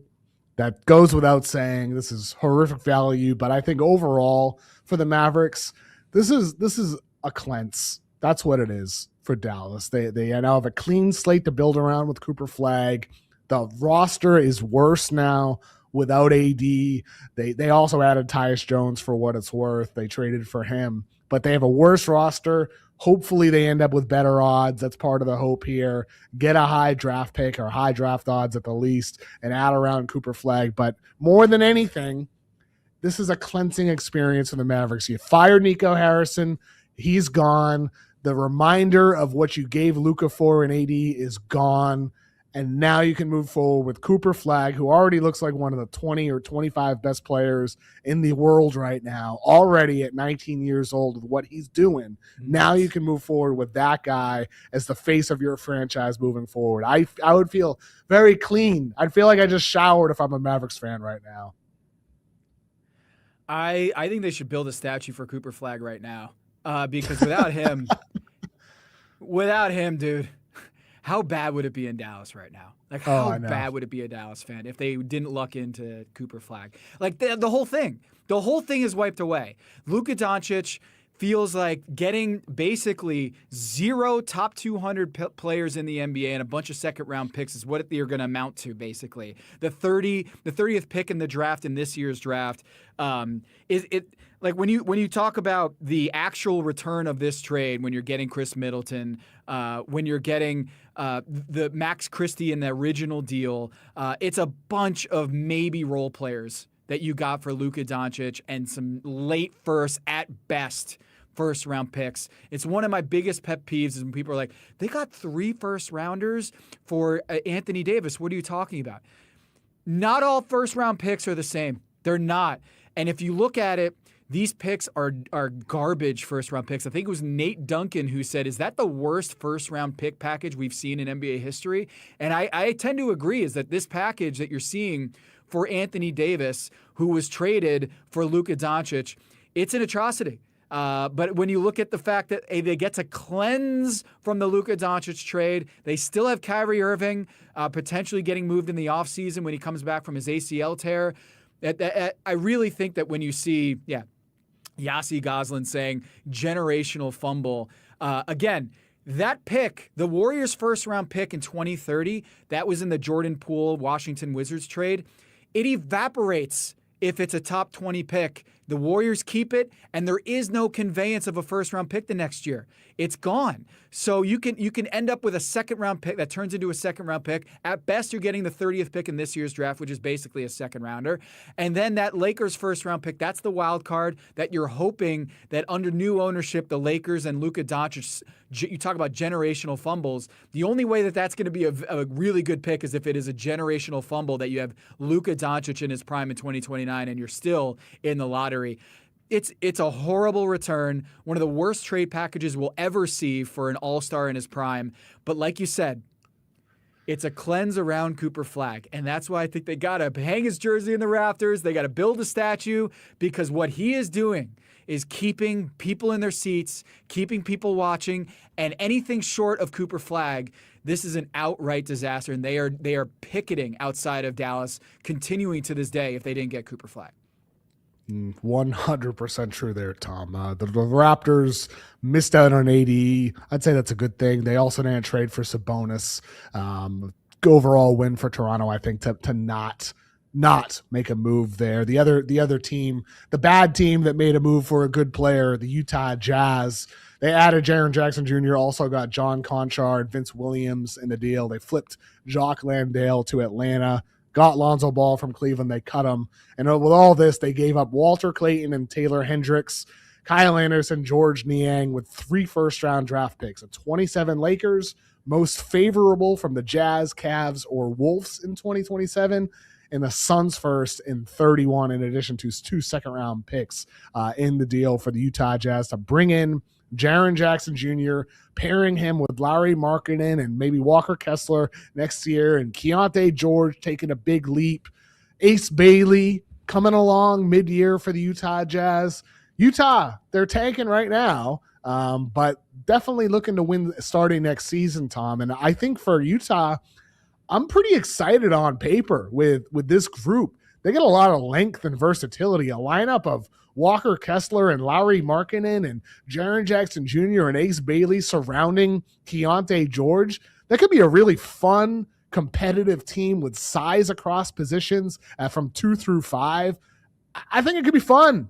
I'm excited about the Jazz. I like this group, this configuration they got going on. And if they can get a top pick on top of this, woo, it could get really beautiful really quickly in Utah.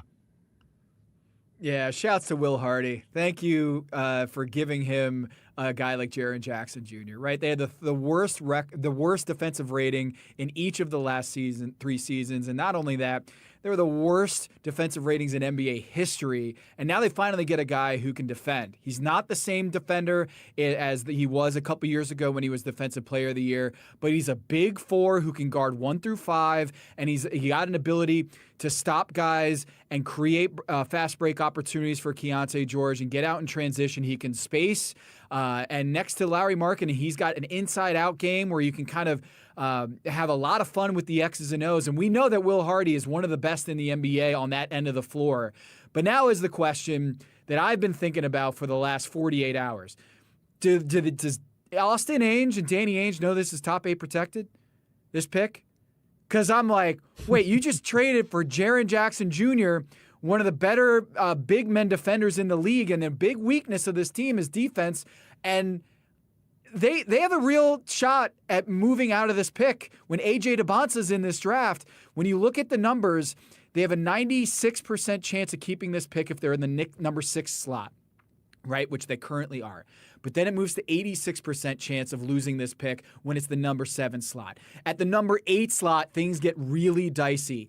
If they are moving to the number 8 slot and a couple teams move ahead of them, and there's going to be some teams that are going to be losing a lot in this rest of the season, they're basically a coin flip to lose their draft pick to OKC if they are at the number 8 slot. And then if they're at the number 9 slot, it is a really low chance that they keep this pick in an A.J. DeBonsa draft. So it is a gamble. You are getting a really good player in Jaren Jackson Jr. that, to my knowledge, has no injury of note, had a turf toe injury in the offseason that made him a question mark for the training camp, but he's basically been 100% healthy this season. So to me, you can't even say this is AD and Trae Young all over again, that they're trading for a guy who's basically not going to play for the rest of the season. But in this loaded draft, maybe Will Hardy, Kev, maybe Will Hardy's like, we're going to wait a couple months before we install our new defensive schemes, Jaren Jackson. We're not really going to really defend at a high level, because you're looking at a situation, if they go 10-21 the rest of the year, and everybody else, Memphis, Dallas, and Milwaukee, if they go 6-26 or worse, they lose the pick. So if they go 10-21, the Jazz go 10-21 the rest of the year, and Memphis, Milwaukee, and Dallas go 6-27, 5-28, they're at the number 9 slot. It's that easy for them to fall out of the top 8 in this draft. And I can understand this move if you didn't have their first round pick, or if they were top 1 protected or top 2 protected, but top 8 protected. Really interesting move for the Utah Jazz to upgrade right now for a guy that, as far as I can tell, isn't injured and is going to be playing the rest of the season. I can't wait to see how they figure it out, how to tank. I can't wait to see what they do. Lauri Markkanen out for 3 weeks. Sickness. Jaren Jackson Jr., welcome to the locker room. Give Lauri a big hug. Shake his hand. That maybe pass it along to Jaren Jackson Jr. Just keep him off the court. But the fact is, Tom, the Grizzlies had no issues losing games with Jaren Jackson Jr. I'm not so sure the Utah Jazz will have many issues. Wait, so what are we doing here then? We can't have it both ways, right? Like, I know. If he's not good enough to win in Memphis, then how is he good enough to win in Utah? So this is the weird thing about the NBA right now is we can say, hey, great move for Utah in getting Jaren Jackson Jr., but like they can still tank with him. So then how good is he? You're paying him $50 million next year. How good is he? Well, he rebounds like a little guard, 4 or 5 rebounds per game. He's a solid, not great 3-point shooter. He's just an excellent defensive player. And so I think for Utah, it's more about the full picture next year with another year of development for Ace Bailey and Keontae George with what it could be. Walker Kessler coming back. This team's still too small. Nurkic is okay, but they need a true center for this to actually work, for it to look like a good long ball lineup with size across positions. But ultimately, Tom, to your point, is this an overpay, and is the timing bad for the Utah Jazz? It's not a certainty for Utah. For the Memphis side of things, I think it is a certainty. Getting back what they did, Clayton and Hendricks, worth a shot. Maybe they work things out. 3 first-round draft picks, not the highest value picks necessarily. Maybe that Suns 2031 ends up being really good. But ultimately, for the Memphis Grizzlies, this is about tanking. It is about the 2026 NBA draft. But they didn't move off of Ja Morant. No offers were good enough on the table for them to move off Ja Morant. They are in a position now, though, still with Ja, where they're going to be trying to tank games. They're going to be trying to move up the lottery standings, move past the Utah Jazz, and increase their odds to get a top pick. Yeah, I love this for Memphis. I think those 3 first-round picks were awesome that they got in this deal. You talk about the 2027 most favorable in that package with Utah potentially. That is a really good package of picks there, and way better. Blows it out of the water with what Anthony Davis. And, of course, 26-year-old Jaren Jackson Jr. is going to be more valuable on the marketplace than Anthony Davis at this point. But when we're talking about valuable first-round picks, that's an excellent haul for the Memphis Grizzlies. I have him as a winner in the trade deadline, even if they didn't move off of Ja Morant, because those first-round picks are really, really appetizing for the Memphis Grizzlies. That 2031, like you said, for the Phoenix Suns, unprotected. And then you get the most favorable of that Utah. I think it's Utah, Cleveland, and Minnesota. Right now, you're looking at a team that Utah Jazz that, yeah, you can talk about when those guys are together. They're really interesting going forward. But we're still talking about a team that won 17 games last year, and they're headed for another 20-ish win season this year. For them to not be in the lottery next year is not it's not a done deal. So when you see that the Memphis Grizzlies got the Utah's pick in 27, that's going to be a potential lottery pick. And you can say, hey, when those guys are healthy and they're big, and look at the leap that Keontae George made this season. But we see a lot of times in the NBA that it is not a linear development. And when you see the Cavs going from a 60-win team to barely a 45-win team this season, you can see that there's a lot of variability in the league. And I think Memphis did an excellent job here, get value from the Utah Jazz. They have a ton of first-round picks to pick from, and I think they got some pretty good ones here in the Phoenix pick in 2031, and of course that 2027 first-round pick that is the most favorable of Cleveland, Minnesota, and Utah. And then the 2027 Lakers pick, which is top 4 protected, as the icing on the top. So icing on the cake. So I think Memphis did really good work here on moving off of Jaren Jackson. Should the Kings have traded for Ja, Tom? I mean, all the weeks ahead, the Kings were connected to them. The Heat were as well to Ja Morant. The Kings, from what I understand, they were offering Zach LaVine. They weren't willing to put a pick on the table. The Grizzlies wanted a pick. The Kings wanted a pick back from Memphis, as Sam Amick at The Athletic reported, and they end up just not trading for Ja Morant. All they did was trade Keon Ellis and Dario Saric and 2 second-rounders to go get DeAndre Hunter, and they don't trade Sabonis either.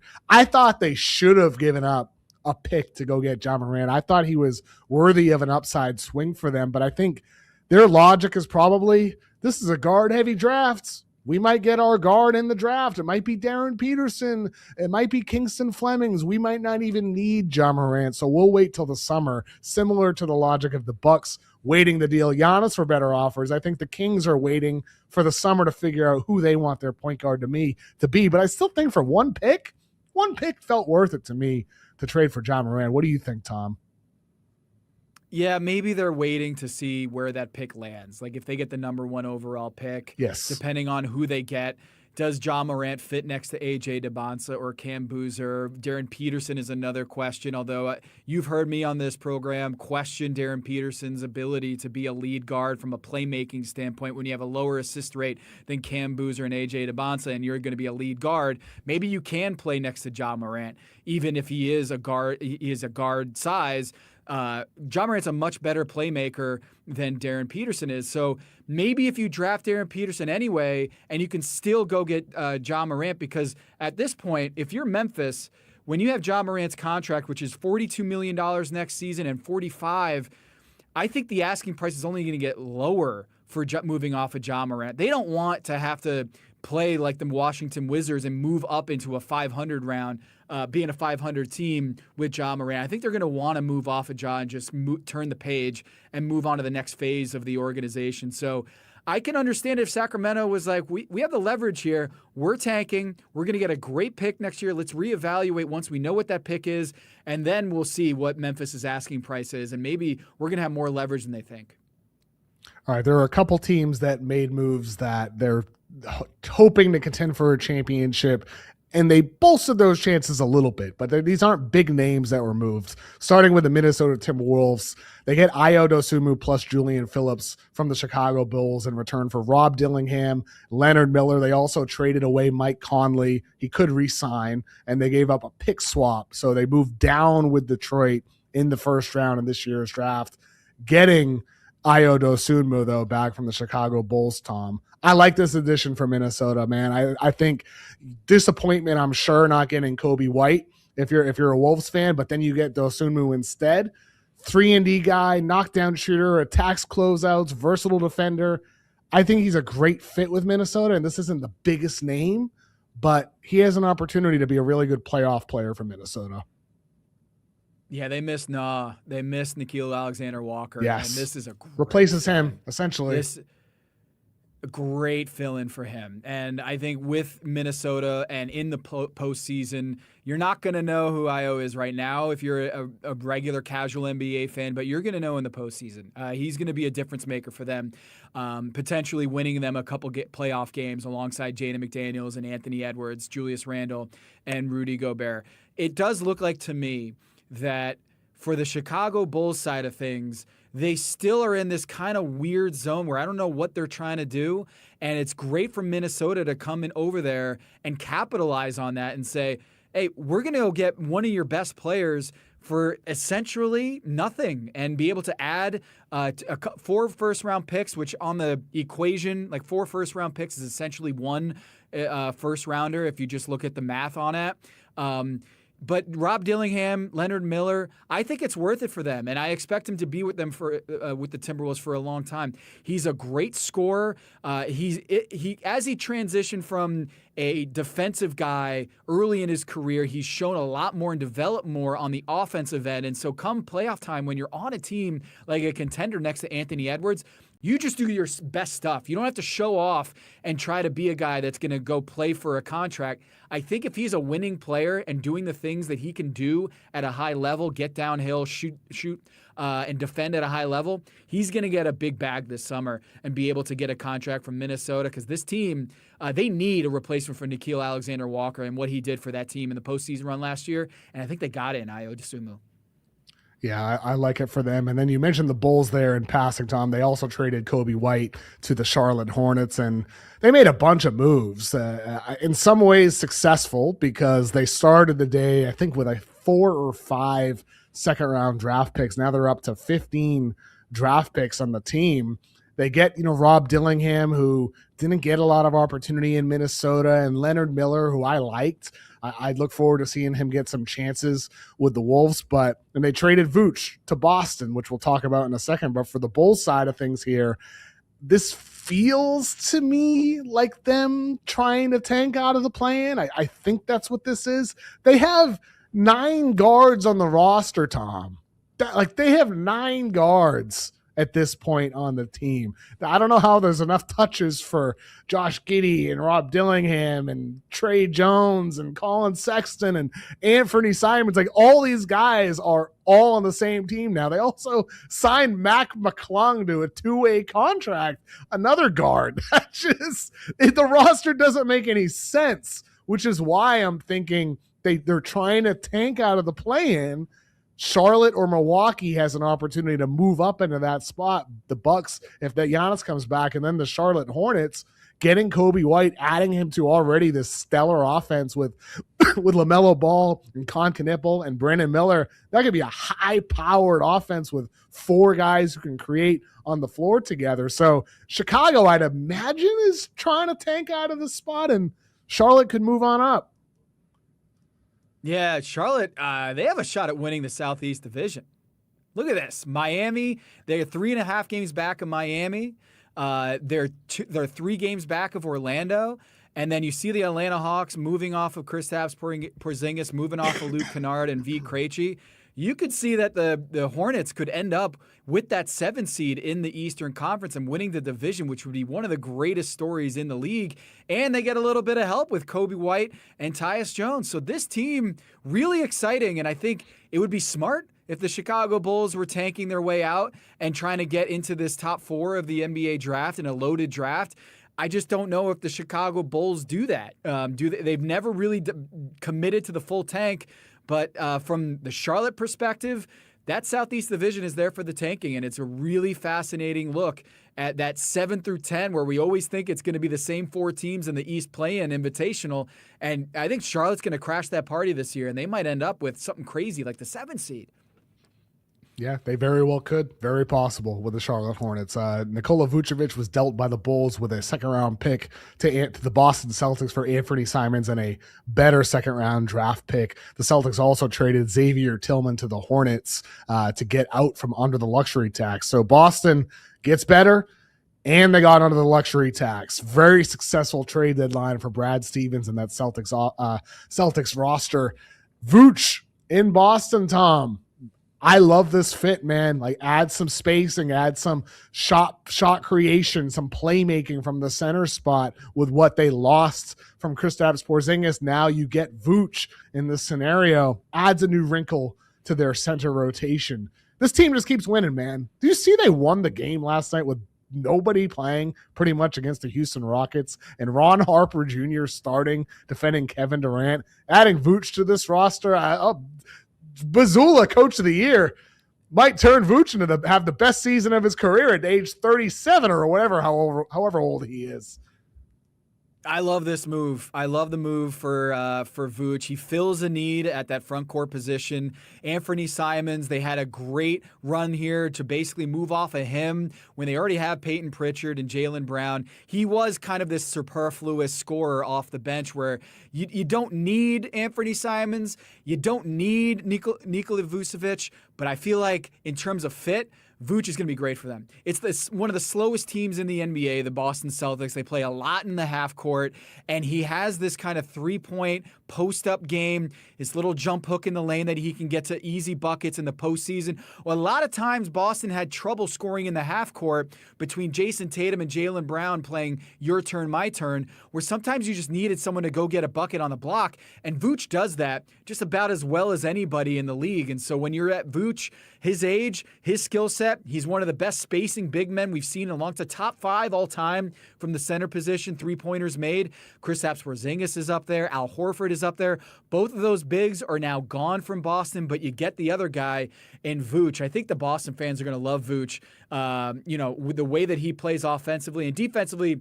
He's not a defensive player of the year candidate, but he doesn't need to be. They've got Kata for that, and I think you're going to love to see Vooch. If you're a Celtics fan, I think that you got to feel great about I know no one's going to be counting the luxury tax victories. You don't see a banner for getting out of the luxury tax, but that Brad Stevens, what he did this offseason until now to get out of the luxury tax and add to your team, I feel like is going to deserve. I know you said Joe Mazzulla for coach of the year.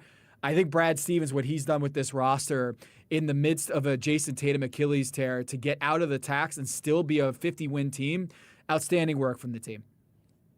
We saw some shooters move. The Pistons added Kevin Huerter. They lost Jaden Ivey. They also got Dario Saric, and they're getting a pick swap with the Wolves to move up. Lakers got Luke Kennard for Gabe Vincent and a 2032 second-round draft pick.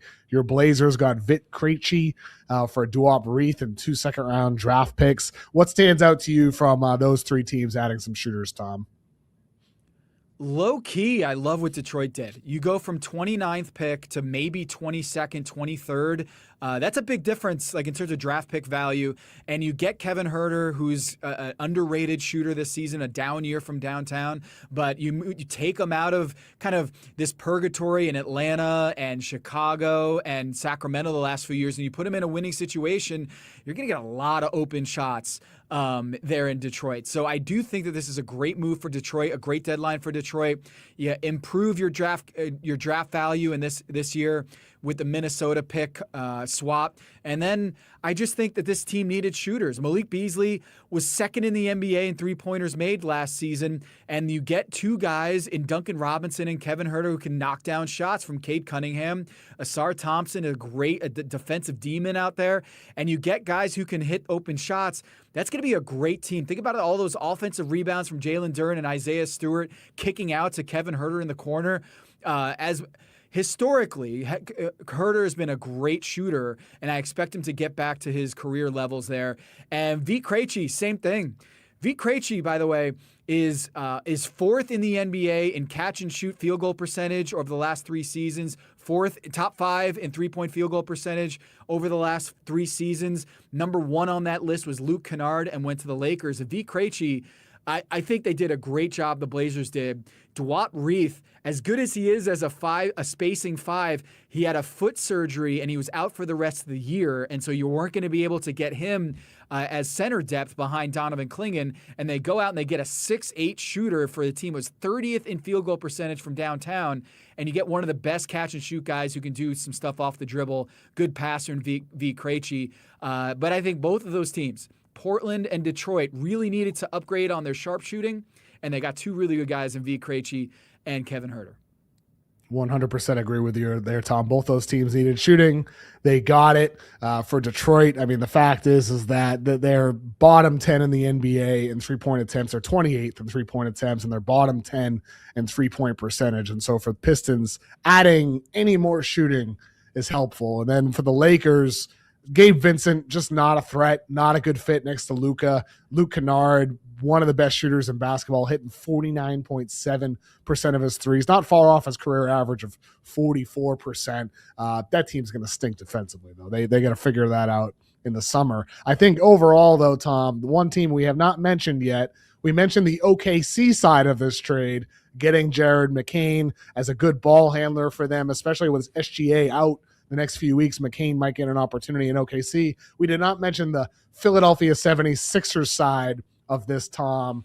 The Sixers, to me, are the biggest loser of the trade deadline. Philadelphia giving up Jared McCain, a guy who looked like the rookie of the year a year ago prior to his injury, looked more like himself these past few weeks after a slow start to the year, and you give him up to duck the luxury tax for a mid-first round draft pick from the Rockets this year, 3 second-round draft picks that aren't even that good. One of those seconds is from Oklahoma City all the way in 2028, a 2027 second-round pick, and another one from the Bucks in 2028. You get these middling picks for Jared McCain, one of your most promising young players, to duck the tax.